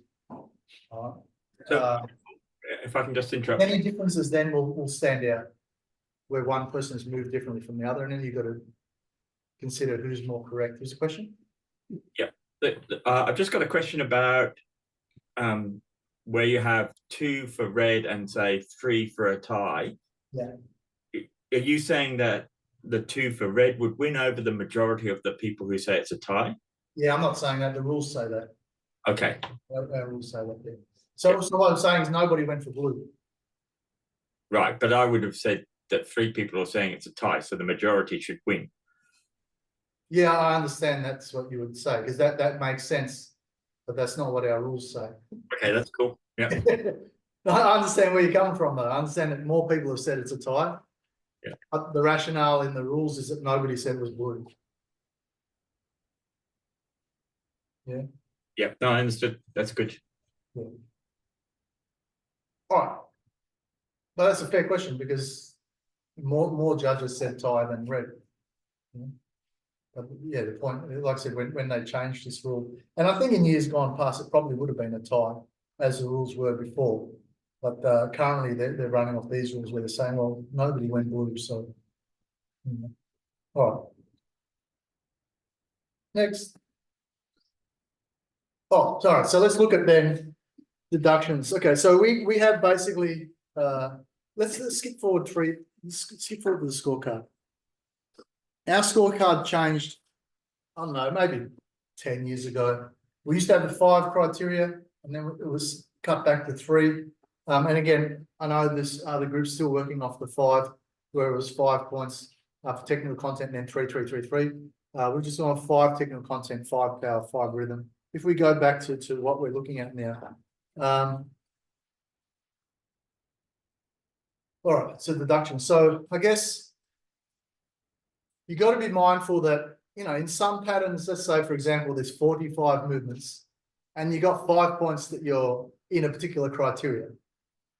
And the person might have really absence of power. Okay, they're just not dynamic, they're not sharp, they're not powerful. Well, they're not powerful 45 times because they're just not powerful. That means every movement is not powerful. That's not 45 mistakes. That's 1 mistake. Yeah. That lack of acceleration or whatever whatever you want to call it. Or the person, I'll take my thumbs off. The person who's I don't mind the screen. I gotta go back a little bit. Like you see this a lot, particularly in beginners. Well, you should only see it a lot in beginners. Okay, where they step and the heel is off the ground. They make really short stances, and they do this, and it's kind of every step. Yeah, they don't make the step long enough. Sometimes it's because this movement is too short, and when this stops, rather than a full movement and they get the full position. Okay, but because that's a fault in the way they step, you're going to see that in every step. Okay? It's not 45 different mistakes. It's the same mistake. So when we talk about, I start at my base of 5, and then when we're judging, we tend to be looking for mistakes because it's based on the model, what it should look like, and then we're looking for anything that's different from what it should look like. So it's always easier to look for errors. Okay, and then based on the errors and what type of errors they are and how frequently or how many different types of errors, then the score will come down. Okay. So I guess the ones which are not considered to be any mistake's a mistake. Okay, don't get me wrong. Okay, but some are more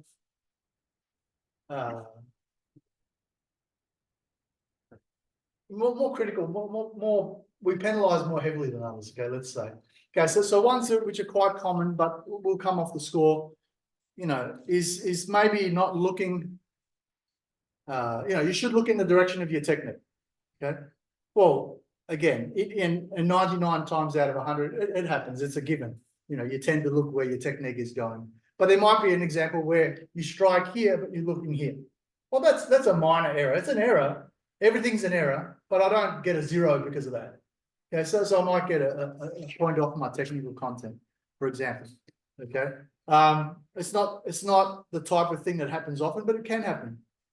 Okay. All right. Committing a breathing mistake. So, for example, where the breath doesn't come synchronized with the movement. Yeah, it's a slightly out, or slightly after. Again, not something that happens commonly. Okay, but it's not properly synchronized. Yeah? As opposed to no breath at all. And remember, the breath is not just determined by the type of sound they make. It's about whether it's synchronized with the technique, whether it's proportional to the technique.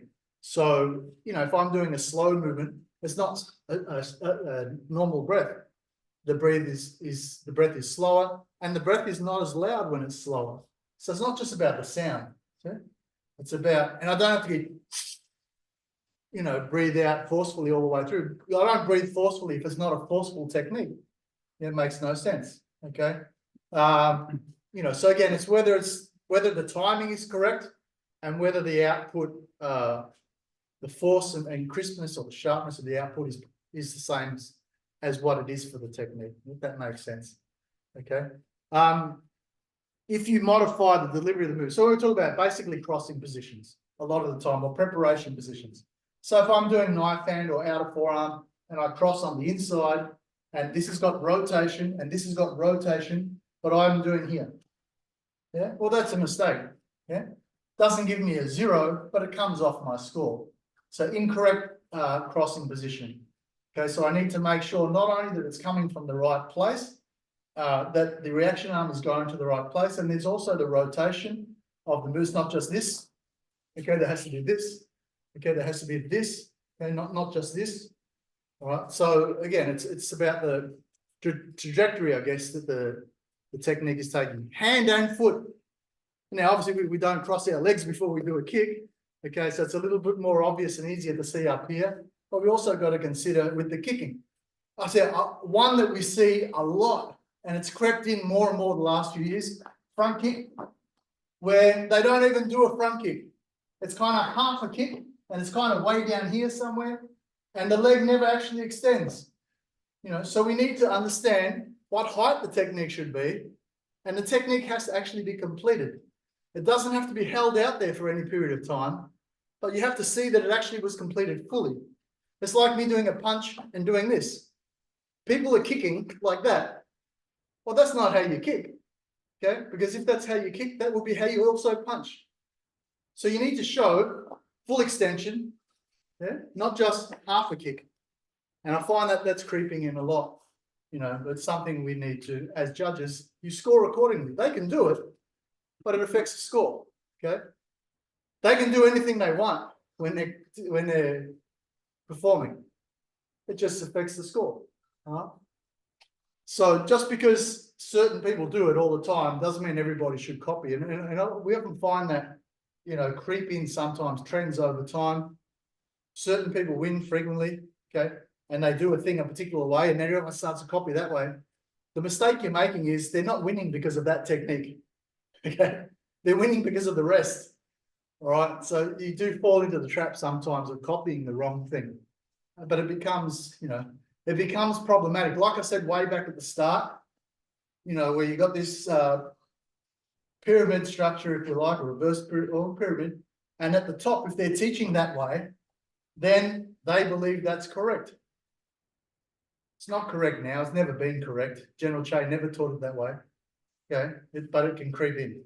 All right, and then it filters down. It's very important as a judge that you understand the way the technique is supposed to perform. You understand the way the technique is supposed to be, and the patterns as documented by General Che are the reference. If we're talking about ITF tournament. Yeah. And it's very descriptive. It actually says for a middle technique, attacking tool must reach this level. For a high technique, attacking or defending tool must reach this level, and so on and so forth. It's very descriptive. It's not just anywhere between here and here.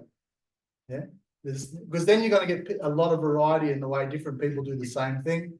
That looks obviously different. Okay, it's more pronounced in kicking. Okay, it's less likely that hand techniques are going to be performed at the wrong height. Occasionally, some people will punch middle where the punch should be high. Okay, you're talking about a difference which is about that much. But if you're kicking at hip height and it's a middle kick, which is supposed to be shoulder height, the difference is this much. That's a huge difference in where the foot is and where the foot should be. Yeah, but we see it so much, particularly with side kick. They do side kick at hip height because it's a middle side kick, but that's not a middle side kick. Attacking or blocking tool must reach shoulder level in your kicking posture, in your kicking position. Okay? So again, as a judge, they can do it, but we just, okay, well, I factor that into my scoring. Okay.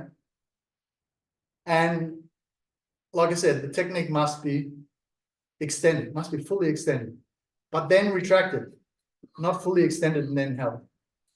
Okay, with few exceptions. Huh? All right. If you modify the stance, obviously, if you make the stance too big, too small, change the shape. Okay. If it's the wrong stance completely, now this is in the next category. Okay. These are just stances which are a little bit too short, a little bit too long. Well, the length of the stance can change then your weight distribution as well. Okay. Altering the rhythm, performing the pattern photographically. Photograph means too statically. So basically after each step, you pause too long. The next step commences as soon as the previous step is finished. So it's not step and then wait, and then step and then wait, and then step and then wait. Complete, complete, complete. It should be a rhythm. Now that rhythm can change where you've got a fast motion, continuous motion, slow motion, slow movement, and so on. But then it changes according to the nature of the next technique. All right. But otherwise, it should be a consistent without prolonged gaps or prolonged pauses in between. It'll be like a metronome, if you like. Yeah. All right. So again, excessive holding foot technique or accelerate too much is, like I said, you just see that and you don't actually see the kick finish. It's not a visual optical illusion. It just never straightens. Okay. Or the other thing is when they kick and they hold it for seemingly a second before they go to the next step. Again, they can do it, and you see people do it. And when they're doing it up here, you can admire how flexible and how talented and how balanced they are, but it doesn't mean it's technically correct for the performance of the pattern. Okay. So again, as a judge, you need to be mindful that you take that into account. All right. All right. So they're sort of your more minor mistakes. If we go to the next one, where the mistakes become a little bit more serious, if you like. Modifying the height of the technique. I talked about kicking. It's common in the case of kicking, more so. Modifying the motion of techniques where it should be fast or continuous, but you do it as two separate movements, or vice versa. You do two punches as a fast motion where it's not supposed to be fast motion. So tege or something like that, where it seems like it should be, you know, punch and punch, but it's not. It's punch and there's punch as two separate movements. Remember that we're not doing it by count. So you're visually determining whether they did it as a fast motion or whether they did it as what would normally be considered two separate movements. So it's based on what you can see. Right. Now we know when we're doing it in class and we sometimes do it by count, then it's more obvious because on one count, some people punch twice and some people punch once. We say, oh, hang on a minute, no, it's only supposed to be one, or it's supposed to be both. Okay, but in tournament, you don't get that. In tournament, it's continuous. So you need to be able to see it. Yeah, did the person actually, and one obvious way to see is what people often do is when they do the first punch, they punch like this, and then do the second punch, they like this. And you can see that's kind of done like it was a fast motion. Well, not necessarily supposed to be the case, okay, but that's one visual thing that often stands out where they don't really, some people's idea of fast motion is they never complete the first one, they go quickly to the second one. It's two movements done in a more condensed time, okay? It's not one movement half done and then the second movement. A similar one would be like in a continuous or connecting motion where they're going, you know, rising block, they're here, and they go low block and they stay here, and then they go rising block here. Well, this is not the correct movement. Okay, so again, and that's something we use as a visual guide. So they go, well, that looks incorrect. That comes off the score. All right. All right. Forget about the key ups for now, but bear in mind we're talking about this certified courses for the Grandmaster Choice group. The key ups will come off your score if you don't do them, and if you don't do them at the right spot. Okay, and they are documented, and they've been documented for the best part of 15 years. And I still get people asking me, oh, can you send me where the key ups are? I'm like, well, what have you been doing for the last 15 years? If you're new to the group, that's different. Okay, you don't know where they are, you haven't been given them. Again, but they are available on the ITF website. Okay, not returning to the correct ready position. Okay, so so much emphasis is made on starting and finishing on the same spot. That's true. Pattern should start and finish on the same spot. So the same spot is when I come back to my starting position, I should be in the same position I was when I started. Okay, that's one thing. Well, if I'm slightly out, you know, bear in mind that's not a huge mistake. But if I was to come back here and I started like this and I come back here, well, that's completely different now. Okay, or if I'm, you know, a mat away from where I started or somewhere, well, that's more, you know, a greater magnitude of mistake, if you like. Okay. Well, as umpires, not our job to find out why that happened. There's a lot of reasons why that can happen. Okay, it's not always an obvious one, like I forgot to do a step. Okay, it's often in the way they step, whether if there's movements where they should jump or slide, or they should travel a distance and they don't. Whether their stances are too short, and then you multiply that for how many steps, the way they turn, the way they pivot, all those things factor in. Okay, but in theory, you should finish and start in the same position when you return to your position. Okay? This is where we measure. All right. Okay, because some patterns we return right foot to left. Some patterns, okay, we might step up when we finish. Some patterns we might step back when we finish. So when we get to this position, this should be where we start. Okay. All right. Okay, so we move on to, oh, okay. Probably the biggest ones other than the zero ones, okay? Changing the technique. So if it should be forearm guarding block, but I do knife hand guarding block. Well, this is a large, yeah, the shape is okay, but the tool is wrong. This is a bigger mistake.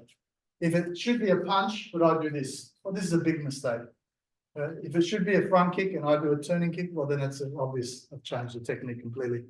Loss of balance, obviously, if I, it's more obvious, obviously, when you got a leg in the air and you wobble and everything like that, and that's different than, you know, if I was to kick and I put the leg down and then I lift up again, or and obviously, not many people fall over in patterns, but I mean you can, particularly if you're doing mid-air stuff. I mean that's more obvious. Okay, but just where you're not taking a step in the normal fashion, where your center of gravity is sort of controlling where you're going rather than you controlling where you're going. Okay. A break in the pattern of less than 3 seconds. So that momentary where I go from here and I just have this mental black, and then I continue on. Okay, it's not a zero because I haven't stopped for an extended period of time. We use 3 seconds as a guide. Okay, to continue, as long as you continue on to the correct technique. Okay, we don't get halfway through and then start again, and then let's start again. Yeah, again. At the top level, there's no forgiveness. Okay, it becomes a zero. Okay, you got 3 seconds to maintain continuity. All right, this is not a break in the rhythm. This is just you having a mental blank. Up to 3 seconds, it's quite a big deduction from your score. Beyond that, it's a full deduction from the score. Every category, okay, it's a zero for the entire pattern, and not just for that category. All right, let's go to the next ones, which are why you might get zero. We say disqualification, but it's not necessarily disqualification from the match, because if you've got 2 patterns, you might get a zero for that pattern. You're still going to get a score for the other one. Theoretically, you could still win because the other person might get 2 really low scores, or they may also get a zero for one of theirs. Okay, so just because you got a zero for your first pattern doesn't mean, you know, don't give up like you think you're going to lose, because you don't know what's going to happen in the second one, and vice versa. But we're talking about substituting techniques. Okay, wrong stance, wrong tool, wrong height, you know, all stuff which is not even close. Stop the execution of pattern, you don't get through to the end. A pause which is longer than 3 seconds. Stopping and starting again, falling over, like I said, as opposed to just poor balance, but there's actually complete loss of balance. Okay, these are zeros. Can anyone think of any others? So that long pause the same as I've seen people restart their pattern. Yeah, at the Worlds you couldn't. Right. Yeah, again, domestically you use common sense. If I've got a 60-year-old yellow belt and you know, I've got to think, do I burn him for life and turn him off Taekwondo for the rest of his life? Or for the sake of one or two movements and he forgets and then he comes back and then he realizes he was doing Chonji instead of Dangun and then he does Dangun, I'll probably let it go. Yeah. If he gets to the end of the pattern, he's done the wrong pattern, I don't let him come back and then do the next one all again. You know, but again, we're talking about a completely different situation. At the World Championships, yeah, you got 3 seconds. If you pause and you can't remember the next step, then sometimes people get to a step and the other person's 2 steps behind and they kind of have this mental blank and then it's bang, bang, bang, and then the other person prompts them to continue because they're kind of waiting for them to catch up. Yeah, then that would be a zero. Yeah. But you got 3 seconds. Yeah, got 3 seconds. But if I was to go, if let's say I stepped, that was the wrong move and I came back, oh, it's supposed to be this way, then that's a zero. Because I've put in the wrong technique anyway. But again, at the higher the level, the less tolerance there is. And the lower the level, we have to use common sense as well. We don't reward mistakes, but at the same time, we need to be mindful of, you know, we're trying to encourage participation as well. You may allow the person to continue, but just take it off the score. Maybe they won't win, but that's different from saying someone stop. Yeah, that is, you know, that's the most humiliating thing for the competitor. Or holding up a zero. Yeah, no, just announce a winner. You know, it's you know. Anyway, for domestic, like I said, you got to use some common sense because there's a lot of ingredients that go into that pot to determine whether your events are going to be successful and supported. Okay, but again, you never reward, you never give a win to somebody who wasn't the best person. Okay, any competition, the objective is the best person should win. Okay, the person who, not just the best person in general, the person who performs best at that time should win, always. Okay, always. That's the objective of competition. Yeah, the best performance in that particular moment. All right. Next one. So score sheet, if we look at the score sheet, okay, it's not, we have the 2 columns, assuming that there's 2 patterns, okay? But again, these for international. So there'll be 2 patterns. We tally both of them at the bottom, and then we add them both into the big box. I don't know if you can use the cursor to show. No? Yeah, okay. So you got, if we go down that first column designated for red, okay, so designated, give a score for the technical content, which is basically correct posture, correct execution, and so forth. Then the power would be, you know, whether they're using the breath control, the reaction force, and so forth. Not only whether correct that the movement is accelerating and the fastest point at the end of the movement, all the things that we know that contribute to power. On a visual basis, because we're not measuring power, we can't feel the power, but visually we can see whether there's acceleration of technique, whether there is shifting of the mass, and so on and so forth. All the components we know contribute to power. And then rhythm is more the flow of the pattern, whether it flows consistently, whether it's slow at the correct times, whether it's connecting or fast or continuous at the right times. Okay. Right, and then the same thing when I do the second pattern, and then you'll tally it at the end of each one, and then you would tally grand tally at the end. Very important on your score sheet, you circle clearly at the top of the page who the winner is. But you get, you know, again, when you're using our electronic system, it does it automatically for you. It's usually factored into the software. But when you're doing it manually, you just need to make sure you add up carefully. You take the extra couple of seconds to make sure your mathematics is correct. And you just double check your form just to make sure your circling is correct. There's sometimes people don't add the tally. Some people put lots of stick figures, but make a mistake in adding them up. Okay, if I'm doing 1, 2, 3, and then putting a stroke through, the stroke through is not 4. 4 is another stick figure afterwards. You know, so some people, yeah. So there's all silly things that we see people do. Don't wait until the end. I know with patterns it's different. Pattern, you've got to wait to the end of the pattern. Sparring is different. Sparring, you put in the score as the person scores. Okay. the patterns, you've got to get an idea. Okay, everyone pretty much starts at 5. And then based on the mistakes, how the type of mistakes and how many mistakes, then I say, okay, well, I'm going to reduce this score. People come up to me with all sorts of theories on how they judge. Well, I start everybody at the midpoint and they either go up or down. I don't think that's a good system. Okay, because what happens if the best person starts at the midpoint? Nobody's going to go beyond that. Then you've only got two points to play with. Okay, well, you got 5. Everybody starts at 5 and then it comes backwards based on the mistakes. That's why I say when you're judging, you're looking for mistakes. We assume the model is going to be perfect, and anything which is not that model comes off the score. Okay, that's the way to approach it. All right, that's easier for you. Otherwise, it gets very complicated for you as a judge. All right, and at least that way it's consistent for everybody. Okay, because you can't judge one category differently from the way you judge another category. Or if you've got 2 competitors that come up and they go sit down, then you've got the next 2 that come up, but they're in the same division, you can't judge them differently.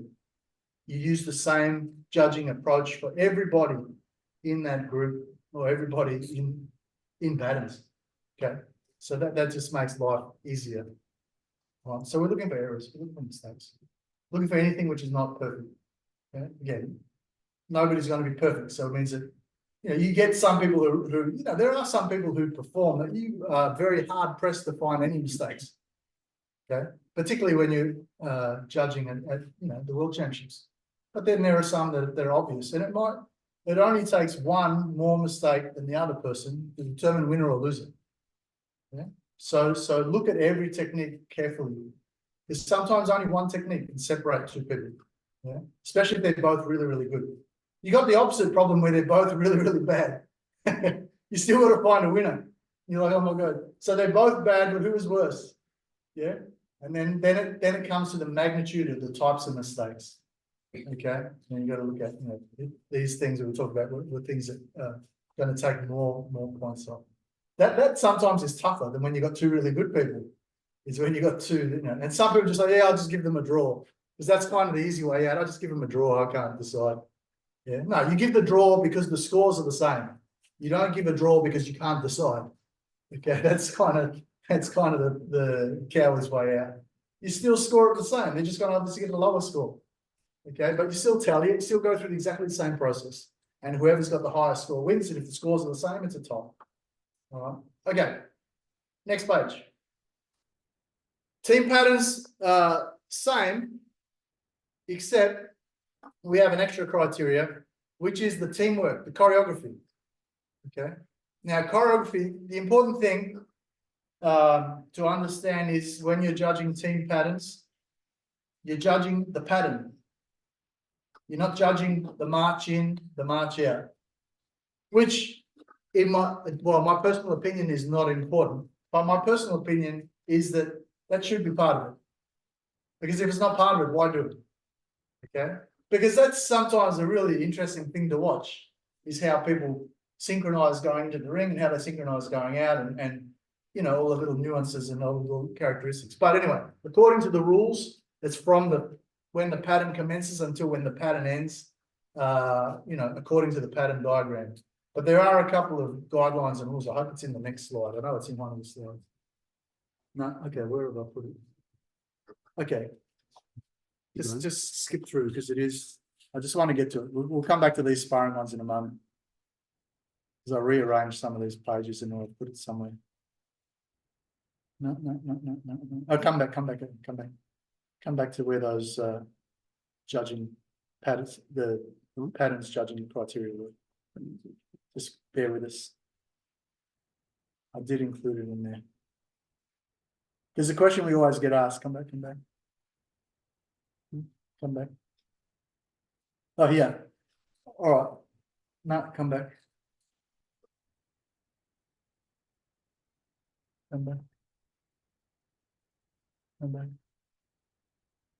Anyway, we'll come across it. I have jumbled up the order of it. When it comes to team patterns, everybody must start at the same time. Everybody must finish at the same time. Okay, there's no more than 3 breaks in the rhythm during the pattern. Okay, when you have a break in the rhythm, okay, one person goes like a stagger in the pattern. One person goes, next person, next person, next person. This first person who goes can't continue to go before the last person is caught up. So you have a break you stagger the technique. Okay, then you catch up, and then you go to the next one. Okay, but you can't do that more than 3 times in the pattern. Okay, if there's a key up in the pattern, for, we talk about the World Championships, everybody key ups at the same time. It's not yell, yell, yell, yell, yell. Okay, so the break can't be on a technique with the key up. Yeah, all right. So this is some of the criteria for the team pattern. Like I said, the march in and out. Otherwise, we're looking at teamwork. We're looking at whether where there's a stagger, whether the stagger is consistently timed. Okay, but remember, you're still looking at technical content. You're still looking at everything else.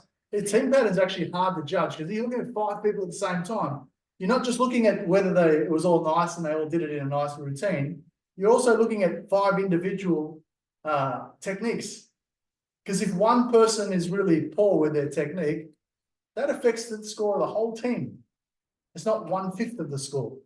Okay, so that's what makes judging team patterns actually quite tricky. Okay, but otherwise, we're looking at synchronization. Okay, if we're all taking a step at the same time, whether it's at the same time or one person is lagging behind. Okay, well then that obviously comes off teamwork. Okay, and so forth. But yeah, otherwise, in terms of the way the pattern is performed, exactly the same way as for individual, the criteria. But you got this added difficulty. One is you got 5 people you're looking at instead of 1.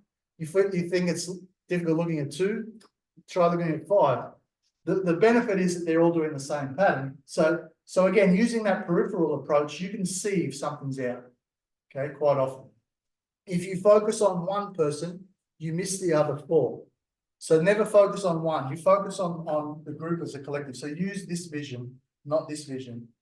Okay. But yeah, otherwise the key difference is the synchronization or the choreography, if you like, and it can be really impressive. For me as a judge, team pattern is one of the more pleasurable events to judge because I get really impressed by some of the choreography people do. But again, as a judge, don't find yourself being too impressed, okay? Because it can affect your scoring. So I really love it. Aren't they pretty? Or look at the way that it doesn't matter. I'm looking at technique. I'm looking at choreography. I'm looking at technical content. I'm looking at whether it's performed correctly. Okay, not on just whether I like the way it looks. Okay, I've got to be very objective. Yeah. Okay. Or this country is always good. I'm only judging on how they're going to perform at this moment, not that they're always good, because at this moment they might make a mistake.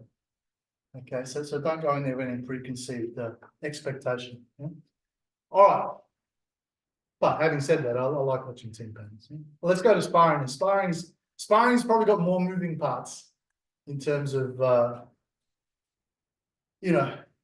particularly not only for corner judges. Like I think for a judge, it's easier to judge because there's only half a dozen different things I'm looking for as far as scoring. Because people don't do 100 different techniques, and you've only got basically 3 different scoring levels.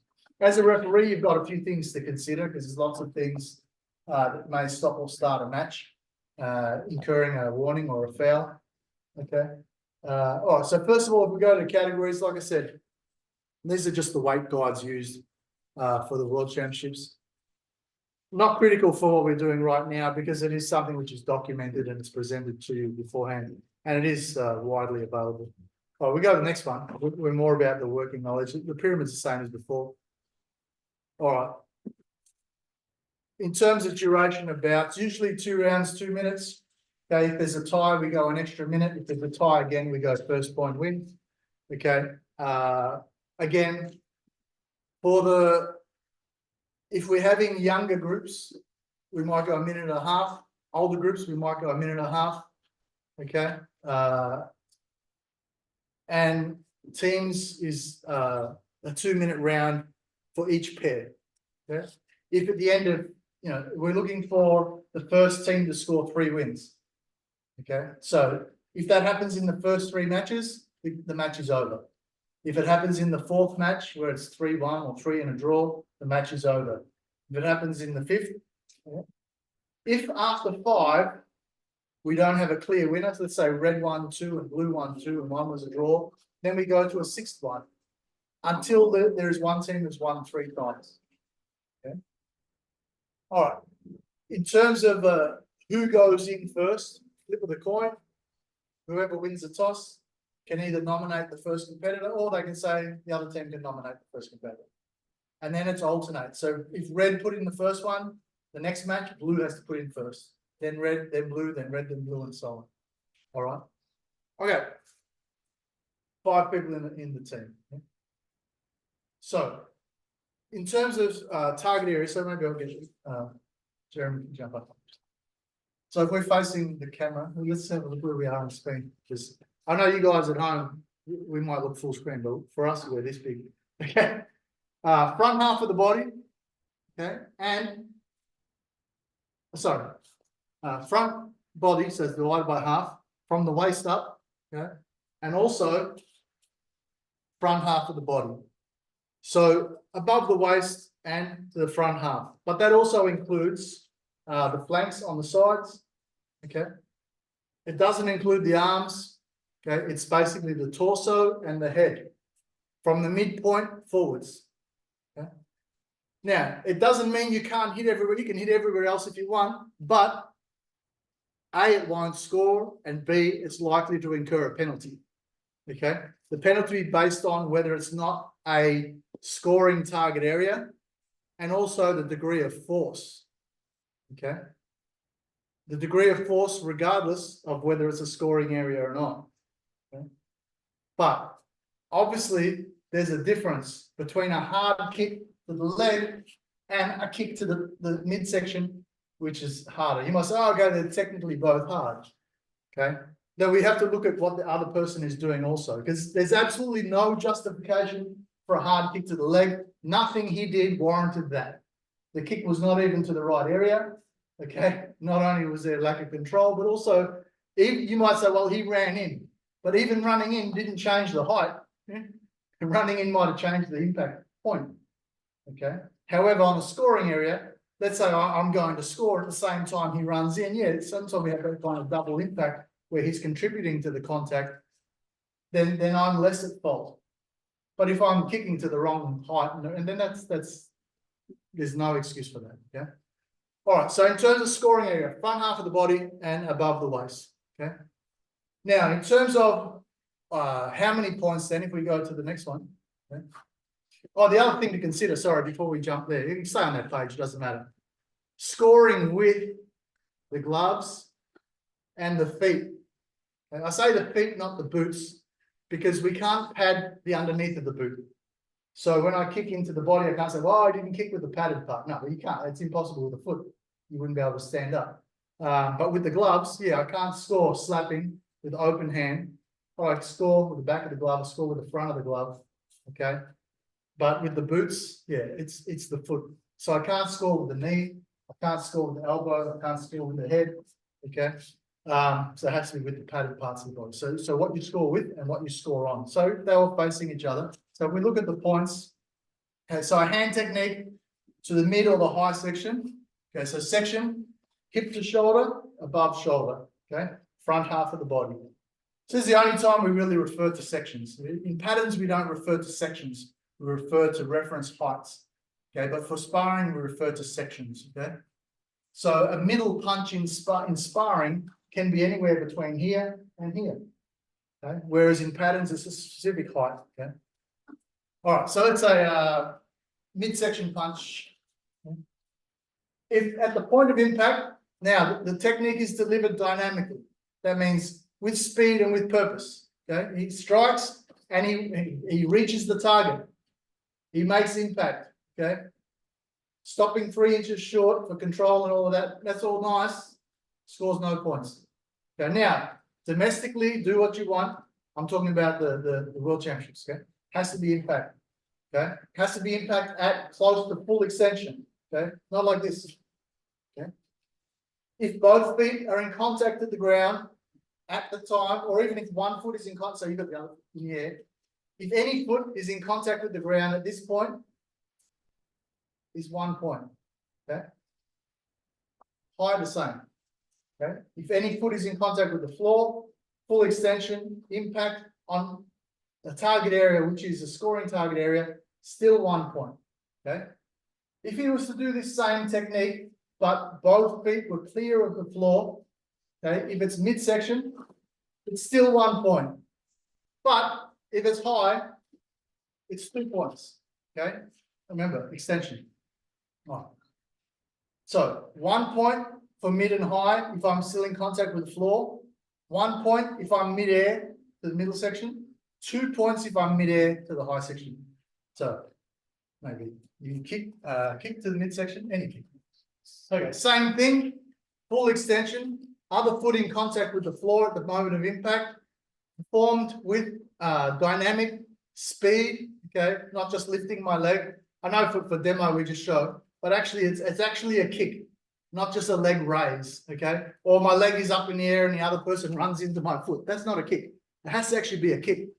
Okay, so deliberately executed kick reaches a scoring target. We say for middle section, 1 point. Okay, for high section, okay, then 2 points. Again, front half of the body. Okay, above the shoulders. Okay, if he's in the air for midsection, okay, it's 2 points. No foot in contact with the floor. Full extension reaches a scoring target area. 3 points if he's in the air and it's high section. So here, bang to the head, clearly off the floor, 3 points. All right. Any questions about any of those? All right. Let's go to the next page then. Okay, so that's the scoring. That's what you're looking for. We'll skip the next one. It's the same as the previous one. All right, so we go to warnings. Well, maybe you can read them out because it's a big challenging for my eyes. So the first one's attack to an illegal target. Now, illegal target, where, okay, I'll just put an asterisk on it. It's an attack to the an illegal target area. Basically, all the areas we said that weren't a scoring area. But as a referee, as an umpire, you have to consider a couple of things. Number one, you can never score. I mean, as an umpire, I'm not scoring. The judges score. So as a judge, you need to remember, you can never score if the contact was not made with the scoring area. Sometimes someone spins. Okay, he's about to kick, and as he's about to kick, I decide to spin, and his kick gets me in the back. And they say, oh, I'm still going to score it because he turned his back. If there's no contact made with the scoring area, you can't score it. Okay. However, me turning my back contributed to the fact that I got kicked in the back. He didn't line up my back and kick me in the back. He was going to do a kick to my scoring area, sorry, and I just happened to spin at the same time. Something like that, you have to use common sense. Yeah, I probably wouldn't give him a warning for attacking to the back because he didn't attack to the back. He attacked and then he turned. Okay. Whereas if we were facing each other and I've just gone bang to the back, well, I had the option to kick to the front. I chose to kick to the back. Yeah, that's different. Okay, but there's common sense. But otherwise, you know, let's say they're sparring. Let's say it went to the leg or to the back. Yeah, then that's a warning. Yeah, the contact was not huge, but at this point, the issue is that it's not a scoring area. I give a warning. Okay, okay. We'll go through signals in a moment, and everyone will get up and do it. I know it's a lot of sitting and listening at the moment. Yeah, we have to go through. Next one. Next one, being out of the ring unless push. Stepping completely out with both feet. Okay, same sort of thing again. Okay, I have to exercise a little bit of common sense. If the person is undergoing technique, for example, he's doing side kick and he's defending back and he steps out. Okay, he's out of the ring. We bring them back in a meter. We give him a warning for being out of the ring and we continue. All right. Some people like to skirt the perimeter as long as they stay in the ring. That's fine. Okay. If they go out with both feet, they're out. Okay. You bring them back to where they left the ring. Right. The only exception would be if he's pushed out or he's forced out with a technique which is not legal. Okay. So pushing is an obvious one. Okay. But let's say it was a technique that was to the back and we forced him out of the ring. Well, you can't. He can't get a warning and he get a warning. Yeah. So it's kind of like chicken and the egg. Which one caused which? Okay, so it's okay. Well, this happened because of this. Well, he gets the warning. We bring him back in. All right. Okay, and then pushing is obviously. Now, there's technicality. Let's say this is the line. Okay, oh, let's say because we're on camera. Let's say this is the line, and I'm outside the line, and I lift my foot. Okay, and I'm here now. Technically, nothing's in contact with the ring, but if I'm executing a kick, I would let the kick go. But I need to consider where I recover the kick. If I recover the kick out of the ring, I'm out of the ring. If I'm here, but I kick and I stay in, I would let it continue because it's trying to stay in the ring. Okay, this is again. Some people say, "Oh yeah, but as soon as you lift that leg, you're out." Well, if I'm engaging, if we're engaging, yeah, remember we've reduced the ring size a little bit. Okay, I consider where the recovery is going to be. Okay? If he's running in and I'm here, bang, and I land a side kick, I landed a side kick, he's still in the ring. If I'm in contact with him, technically I'm still in the ring. Yeah. Okay. So it's just, yeah, don't be over technical. Okay. That's not really in the spirit of the competition. Okay. If I'm out, okay, I'm still in. You know, if I kick and recover here, I'm out. If both feet are out, you're clearly out. Okay, there's no question. Okay. Then we need to look at how I was forced out. Okay. The obvious one, that the rule is in place to avoid people just running out of the ring, to avoid contest. Okay. But in the case where I'm engaging, I'm not really avoiding the contest. Okay. Yep. Next one. Falling, intentional or not, this means any part of the body other than the feet touching the ground. Any touch of the ground other than the soles of your feet is loss of balance. Yeah? Again, we need to look at, as long as that loss of balance wasn't caused by something he did that was against the rules. So, for example, I kick him too low, and he goes, oh, he's on the ground. Okay, because of my low kick, he doesn't get a warning for losing balance. Okay, then I had to address the low kick. Okay, or because let's say our legs clashed and we tripped over. One person tripped over. Okay, or there was a push and they tripped over. Sometimes it can be accidental. When it's accidental, it's inadvertent. You know, we get tangled up. Use your common sense. Okay. No warning, and then we continue. We let the person get up, we continue. But if it's just a loss of balance in executing the technique or loss of balance from absorbing the technique, then we give a warning for loss of balance. Okay. Yep. Holding, grabbing, pushing. Sometimes when we're sparring, it might be to come in with a punch. Sometimes we grab the dobok. Sometimes we grab the body to avoid him attacking. So when the person comes in, boom, boom, boom, I just flinch and stop him. It stops him from punching. Okay, well, I'll probably happily take the warning to save a punch in the head. Well, I still got to give the warning for holding because we don't have clinching. Okay, when there's kicking, sometimes they hook the leg. Okay, so they're all examples of holding and grabbing. Okay. Oh, sorry, I didn't mean to steal 5 minutes of playing. Yeah. Sweeping or attempting to sweep. Yeah. Sweeping, yeah. Fine line between sweeping and a low kick. We're basically trying to take the person down. Some people think, oh, I can sort of sweep the first one and follow with another one. It's kind of like a distraction, but you still attack a non-scoring area. Okay. I know there's other styles of martial arts that allow that, but not in the ITF rules. Intentionally avoiding sparring. You got two ways. One is continually circling around the ring, not in a distance where he can engage. You are allowed to move. You're allowed to move. It's quite strategic to move around, make the person chase. But at some point, you've got to re-engage. And it's worse. We have less sympathy as an umpire if the person is turning away and moving. Okay. If I stay facing, but I'm moving around like cat and mouse, make him chase me. But at some point, I'm looking for an opening. That's different. But if I'm doing it from 3 meters away, I'm not looking for an opening. I just don't want to be hit. Okay.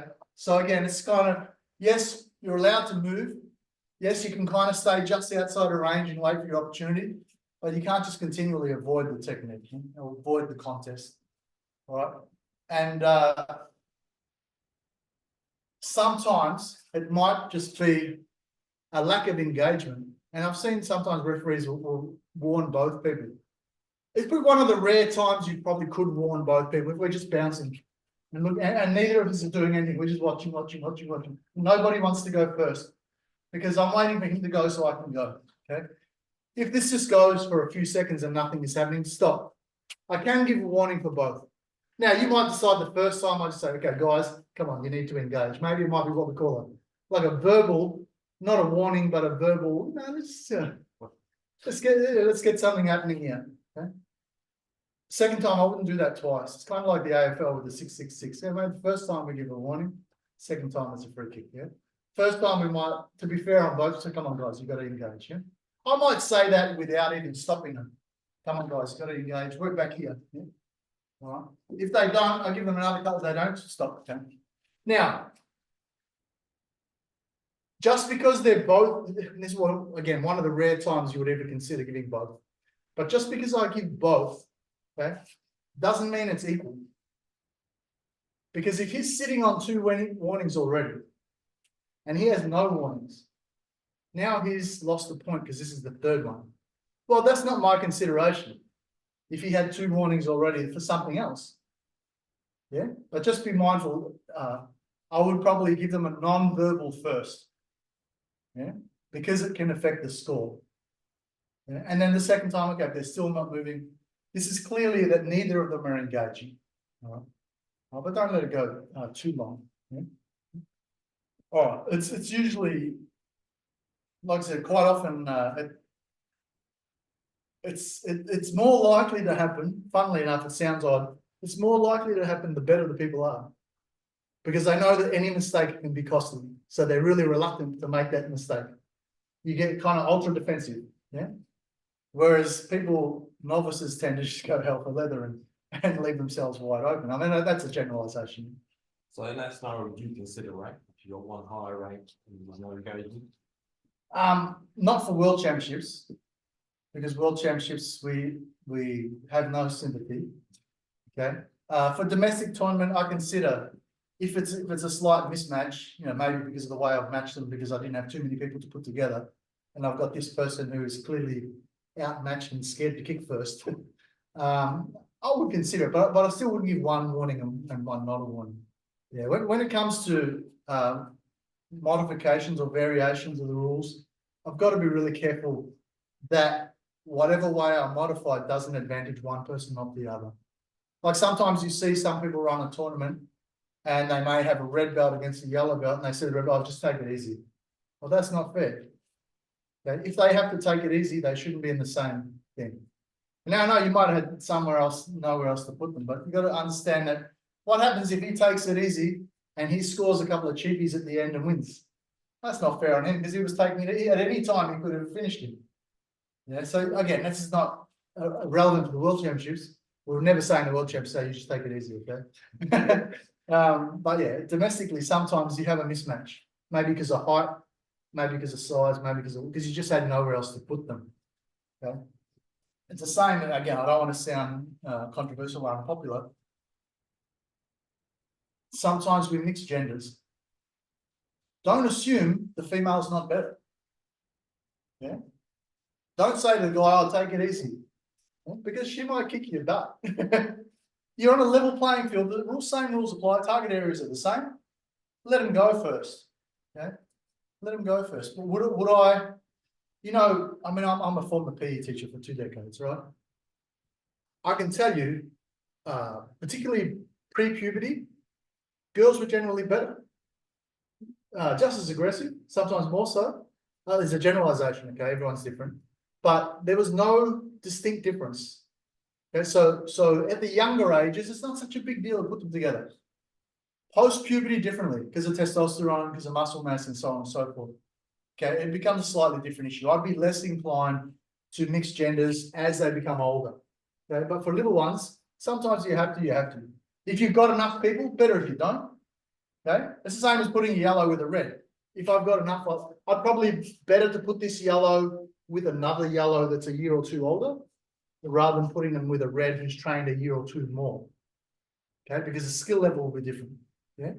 In this case, the size is different. Skill level will be similar, but in this case, the skill level is different. And when you're getting kicked and punched in the face, the difference in skill level is a bigger problem. Okay. What we can't do is both people around the same belt, but one person is clearly better because they just have more talent, maybe they've trained harder. Well, that's not anybody's fault, but you know, some people are more gifted than others or trained harder than others. It's like some black belts going to competition who may not have competed much because, you know, it just wasn't something that was encouraged or wasn't something that they were into. And now they've suddenly decided they like it and they come up against someone that's been to 5 world championships. Well, it's going to be a problem for that black belt. But I can't say to that person, take it easy. Okay. But at the same time, the person who's really, really good should be able to take care of business without being an animal, you know. But the same rules apply. Okay? And I know sometimes you actually, even at the World Championship, sometimes you see that. You'll see a team come that don't actually, you can tell they don't compete a lot. And then you've got other countries that have a competition every second week. Because geographically, they're close to lots of countries. I'll use Europe as an example. Europe say, well, every weekend there seems to be a tournament somewhere in Europe, and they just jump in the car and they go. Whereas other countries may have 2 a year. Well, that's not the fault of the person who competes every week.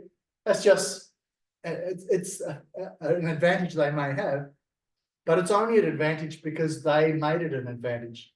Because even though I've got 20 countries close to me, it's no advantage if I don't go to any of them.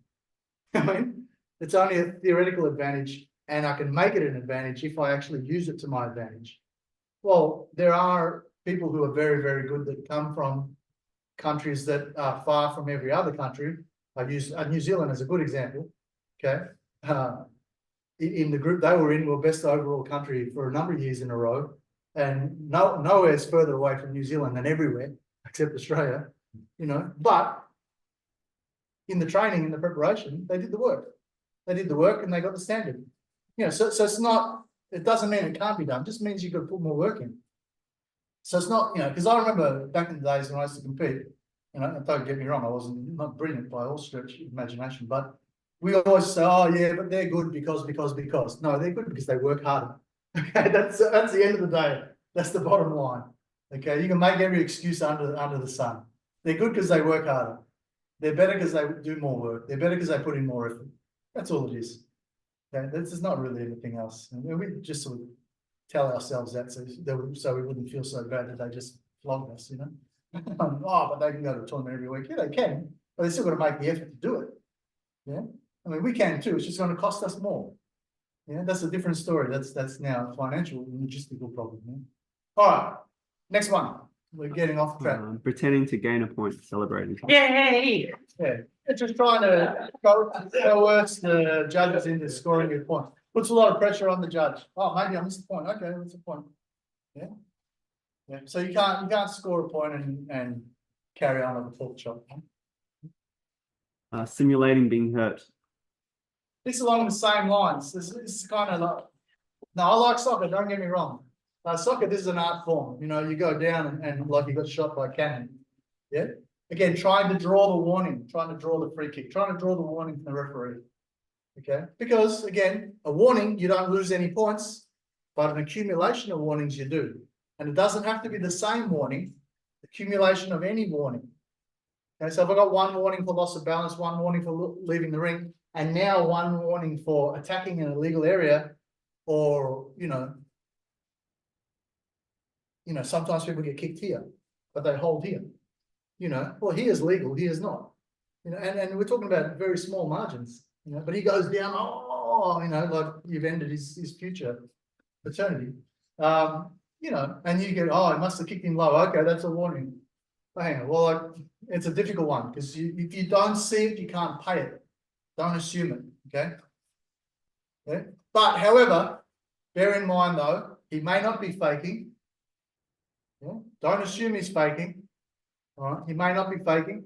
Time, first aid, yeah, and I'll get first aid just to clarify that he's okay. How they do that is up to them. Okay. The coach is not the doctor. Okay, so don't stop the match to send the person to the coach. No, if you've stopped it, it's for medical. If it's medical, it's first aid. Okay, they don't go for a drink of water and a little bit extra coaching, a little bit of motivation. No, then I call them back from the coach. Because sometimes that'll happen. You know, you'll stop the match for something happened here, and he runs to the coach. Coach goes, do this, or you know, have drink. You know, can't.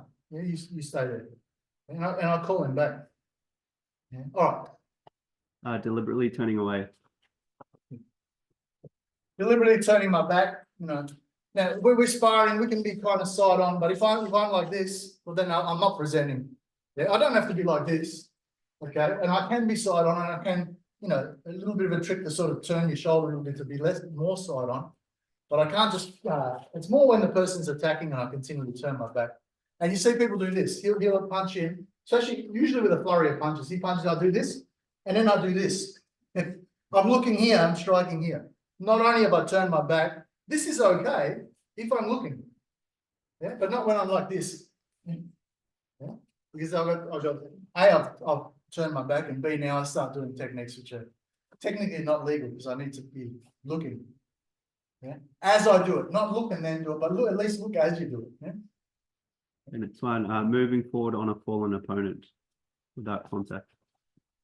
No, yeah. So what happens is we're sparring, and let's say that there's a tangle of legs and he falls, and you see people come over the top and like trying to intimidate the person. I will get a warning. Yeah. If he falls, we'll stop, we move, he gets a warning for falling. But if I'm over the top, like, you know, I'm not talking about when you follow. If you follow through, it's a different story. Okay. But if it's like you just, you know, over the top to intimidate the person. The next one, moving forward with an illegal tool, knee, head, elbow. Knee, head, elbow. a little bit extreme, a little bit telegraphed, but more in close. Yeah. It's more we're in here. We you know, just, you know, in mine here, just a sneaky one or here. You know, then you know, using a tool. You know, we're in close form. I use my head. Sometimes using the head is not just this. Sometimes you hear and you come up, boom, and I come up here under here. Yeah, it's still using my head. Yeah. So be mindful. Sometimes you put your head in the person's chest and you just go up. It's sneaky, but it works. Talk or ignore commands. Ignore the referee.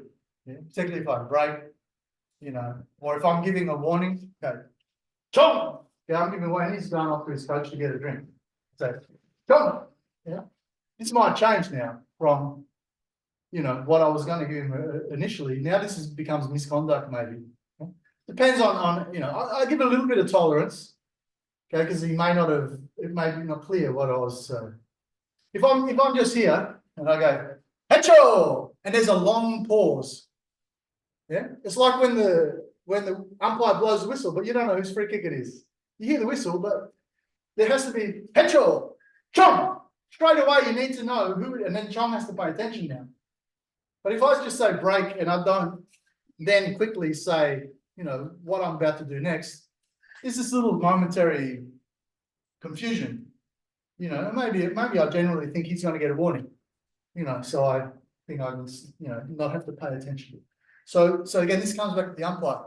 Home, yeah. So make it clear and make contact. Yeah. So I'm here. I step in. Yeah. So I'm in his field of vision. Don't be back here. Headshot. And some umpires like to stay all the way back here. Okay. And then when they break from here. No, when I break, I've got to get in. Come in. Boom. Yeah, I'm in his field of vision. He knows what's going on now. Okay. Don't do it from back here. Yeah. You don't stay in so close that you're going to get kicked in the head. But when you go to break, you got to get in there and break. Yeah. All right. Well, it's just a time check. There's 104. 104. Is it? Jeez. We'll go for a little bit. Keep an eye out for lunch. All right, let's go fouls. I apologise, we've got a bit over time. That was that. Right. No.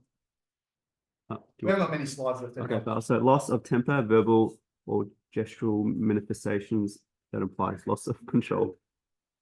Loss of temper, swearing, any gesticulating, any non-verbal forms of communication which are not very pleasant. Directed to the competitor, just in general, even frustration with yourself. Again, common sense. Okay. Directed at the official, slightly different story. Insult to the opponent in any way. Yeah, you're terrible at this. Or if he's hurt on the ground and you're laughing, get up, you know, whatever you want to say. Yeah, it doesn't have to be something to say. Yeah, what else? Bite, scratch opponents. But theoretically, you shouldn't be able to bite or scratch with gloves and mouth guard. But you know, Tyson had a mouth guard, and he managed to take a chunk of ear off. You know, so yeah, obviously biting, and scratching. Why it's a foul and not a disqualification, I don't know. But yeah, no, don't do that. Attack or defend with knee, elbow, head. Well, the difference is before, this is now involving a bit more contact, where you're actually not just throwing it, but you're throwing it and making some impact, particularly if it causes the person discomfort or pain or injury. Okay.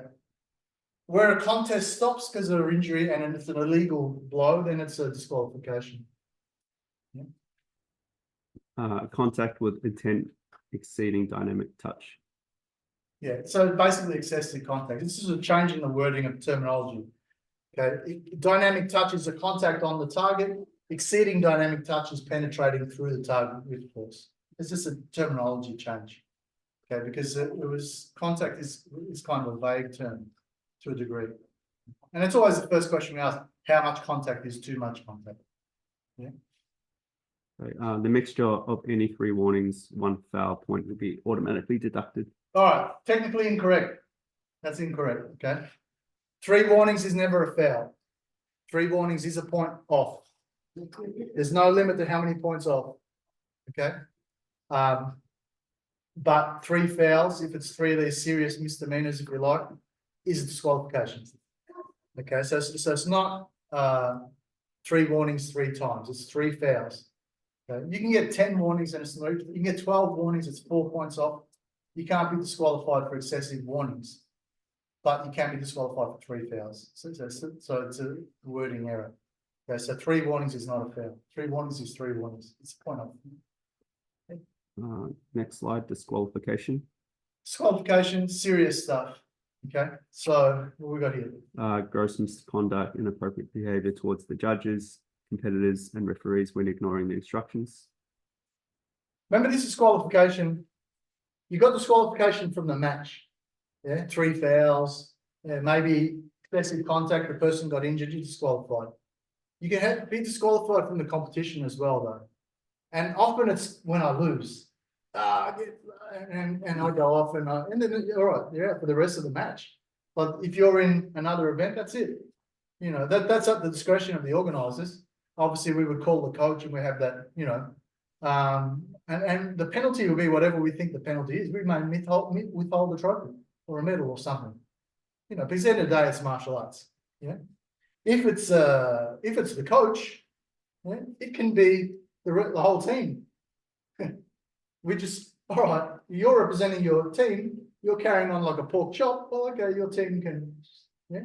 But just be careful with that one, because obviously that can create issues, but it needs to be, you can't just do it in the heat of the moment.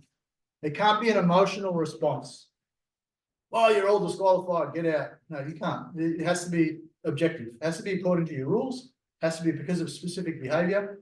And bear in mind, okay, you've got a stadium full of people who are all going to have it on their phone. Be very mindful how you conduct yourself. Okay? We don't want judges punching on in the ring. Okay. And be discreet. If I'm having a conversation with the coach, and I know it's not going to be a very pleasant one, I don't have it in centre ring. I might take the coach somewhere which is a little bit more private. Okay. I'll take someone with me. Yeah. Not as to back me up, but as a witness. Okay. Don't do it there in front of everybody, because everybody knows something's going on. Yeah, just use some common sense. Contact in excess of dynamic touch with intent, aggression to illegal target, causing the opponent to not continue. Any injury caused by an illegal technique is disqualification. Yeah? This is a decision made. The ability to continue is a decision made by first aid. Yeah? If the person chooses not to continue, that's not disqualification, even if the technique was not right. First aid has to reaffirm that they can't continue, that it's advised that they don't continue. Yeah. Let's say I get a punch to the head. Oh, it's a little bit too hard. He gets a foul. And I said, no, I don't want to spar anymore. Yeah. For whatever reason, I'm worried about concussion, or I'm worried about this $10,000 I spent on my teeth or whatever. I don't want to do it anymore. That's me withdrawing. But if first aid says I can't, and it was a result of a foul, then this would be a disqualification. However, as an umpire, be very careful. In that case, if there's medical, stop. First aid. Don't do this while first aid is treating him. Wait for first aid to finish first. Can they continue? Yes or no? Yeah. Because what will happen is if I've already paid the foul, he knows if he doesn't continue, he wins. Don't pay the foul first. Let first aid do their job first. When first aid is done, we get him up. And now, come on. Yeah, then I pay the foul. Yeah. Because otherwise he can play the system. Yeah, that's just something to be mindful of. Yeah? Because sometimes you might quickly run in and pay the foul, and then you call the first aid. You know, if it's first aid, that's more important. Get them first. Do that first. It's more important than scoring first. Yeah? -3 points, accrued 3 fouls. Yeah, 3 accumulated fouls. Yeah. We're going to go a little bit over. We can delay the start of the next one. We'll just message the people who are in the next one. Competitor who is found Less lunch. competitor who is found to be under the influence of alcohol or drugs. Yeah, I mean that's yeah. Some people look like they're always on drugs, you know. But again, if I'm unsure, I'll get first aid to just check the person out, and I'll look for pupil dilation, and look for response, and look where the person is agitated or a bit, you know, you got to be careful with that one, making the call as an umpire. Because again, some people are a little bit hyper. Some people are worked up because they're motivated, and some people are on crack cocaine. You get first aid to make the assessment. Yeah. Attack to a fallen opponent. Attack the fall point where you actually deliver the attack. Yeah, there's contact involved. It would be disqualified if it's deliberate. If it's deliberate, it's not you're in the middle of the attack and they happen to fall and make contact, and you couldn't feasibly pull out of the technique. You've made a decision to attack someone who's on the floor. That's not only is it illegal, it's not in the spirit of competition. And once you allow that, well, it opens up Pandora's box. Yeah? Yep. This is just the same thing, just put in a chart. We'll skip through it. Okay. Oh, just before we get there, just any questions, because some of this other stuff is more procedural. Just again, because I'm mindful of people on the computer. People here, we got a little bit more tolerance for people who are here, but if you're on the computer, I understand it's take questions from you guys first. Yeah? What about defensive checking with the As long as it's not a kick. So he does a kick and I raise my leg to block it, that's fine. But if he does a kick and I kick his leg to stop it, well, I'm kicking his leg. Yeah, he's not kicking me, I'm kicking him. Yeah. If I can do that above my waist, that's fine. Yeah. Probably wouldn't do. No questions. No questions? Or any questions about anything? Because I don't want to keep you all afternoon. It's like we'd spend a little bit of extra time on the sparring. Yeah, Master Muleta, it's Master Keating here. Yep. Yeah, just a question on the level of contact they were allowing at the career and the last World Champs about knockout rules. Okay. So when it comes to World Championships,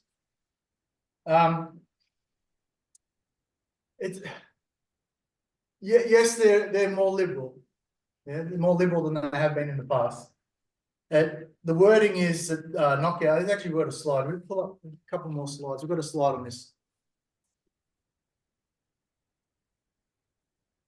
I lost a couple of slides. Come back. All right, come back. All right. So knockout.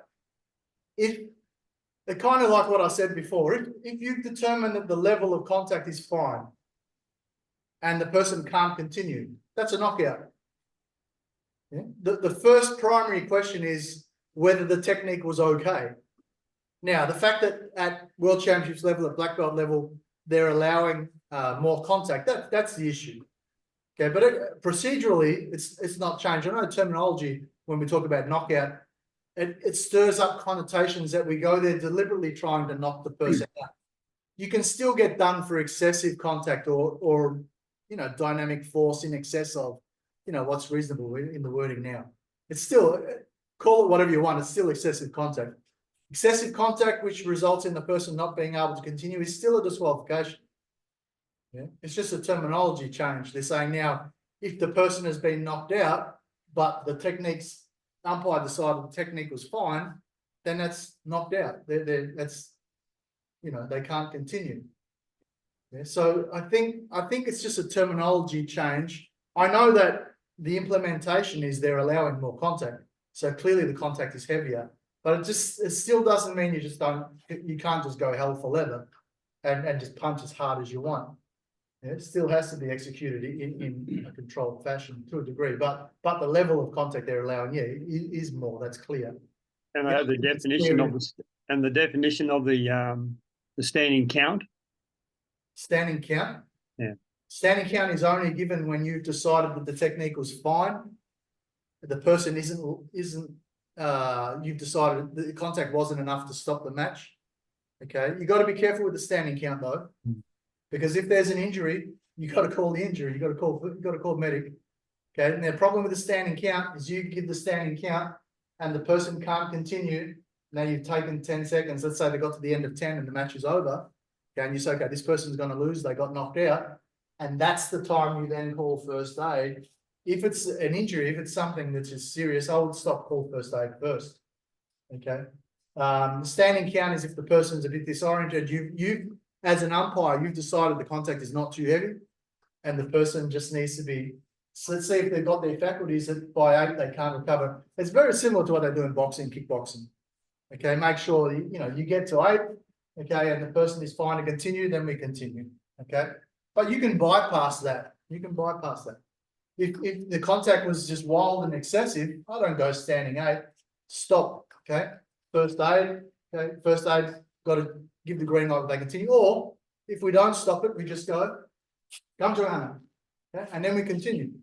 Check he's okay, just to make sure he's not disadvantaged. Yeah. So again, that's it's a new thing. It's come in. But it's applied in the same way it's applied in boxing. Just if the person's been undergone some contact, they look to be a little bit disoriented, we're giving them that standing 8 count just to get their faculties back a little bit, and they can either continue or they can't. If they can't, okay, what I would do in that situation, don't automatically disqualify them. That's the time I would consult the jury president. Okay, like always consult the jury president before I disqualify anybody. Don't as a referee, don't just automatically disqualify them. 3 fouls is different because it's obvious. If they've committed a 3rd foul, the match will be stopped. Okay, but when it's a result of a contact, the other thing to consider also with the World Championships, and with our group with the World Championships, is now it's not limited to straight punches. Okay, now it can also be uppercuts and hooks, which I think I know why, but not saying that I necessarily agree with it. I mean, I think it's fantastic if it's not Taekwondo, but it's got a lot to do with the fact that now it's televised through South America, and they don't understand. They want it to be more spectator friendly to get more people to watch it. Okay, I guess if you think about every criticism we ever make of the Olympics and then apply that criticism to how people could criticize ours, it would be that, why isn't it full contact? And that's why they're pushing that way. I'm not saying agree or disagree. Okay, it is a bit of a cultural shift. Okay. But my concern will be obviously for risk of injury increases quite dramatically. And what I'm also saying is domestically, don't feel pressured into having to do the same thing. And the biggest mistake we can make is to mirror the World Championships in our domestic tournaments. Now, the biggest mistake you can make for beginners and colour belts and kids. Okay, for black belts, okay for adults to a point, but absolutely not for kids and that. Yeah? Because only 3 or 4% are even going to go anyway. So you're writing off 96% of your members for the benefit of 3%, who are probably going to go there and lose anyway because they already have some disadvantages as it stands. But obviously you need to send them there reasonably prepared for what they're going to encounter. But but you don't kill your domestic tournament scene for the sake of 3% of your members. Plus, you as an organizer are never completely removed from liability if something was to go pear-shaped as a result of not implementing the rules and not having a duty of care for the participants. So it's a big thing to consider when you put yourself on the line to run an event. Yeah, I know I don't want to sound melodramatic, but it's not something that I never think about. Is that any other questions? So the differentiation then with the standing out count is that in the past, we would just go straight to either give a foul and then check if the guy's okay and then continue. But now we give the standing out count just to give him that little bit of more recovery time. Okay, if he's okay to continue. It's probably because we didn't think it was a foul. We thought the technique was fine. It was heavy. It stunned him. Okay, but he's either going to continue or not continue. Yeah. Standing 8 count doesn't come before disqualification.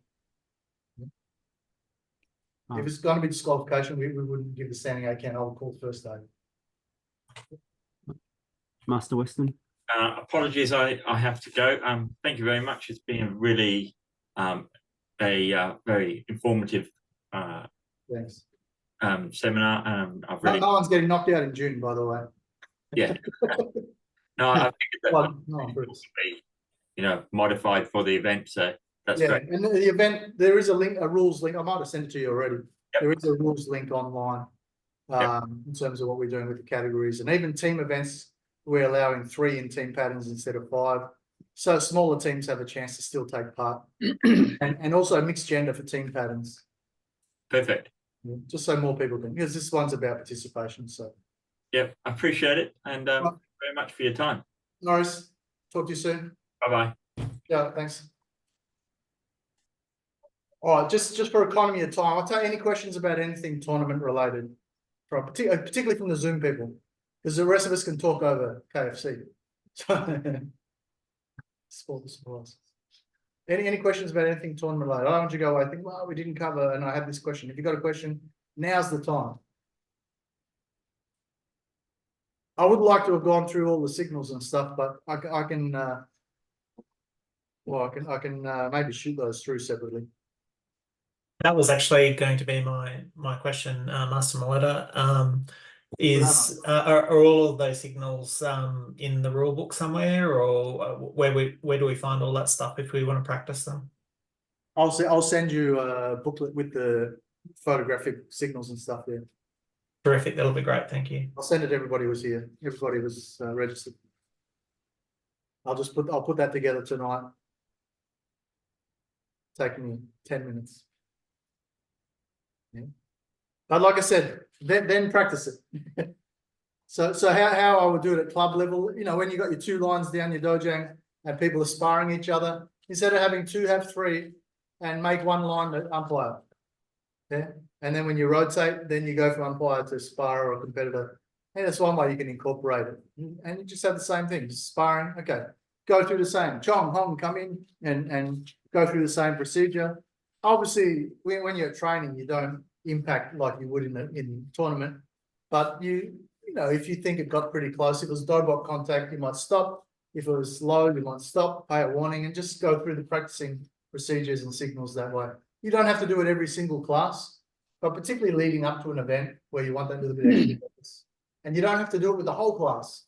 You might do it as something separate if you've got a little bit of squad training or tournament group training, and you just do that with them. Because also for the competitor, it gets used to them having someone in the middle directing them as well. Because not only the umpire needs practice, competitor needs to get familiar with the procedure as well. Sometimes you see new people in sparring and they're in the ring sparring, they're all padded up and they're trembling with nerves, and the referee says Chumbi, and they do this because they don't know that it's this.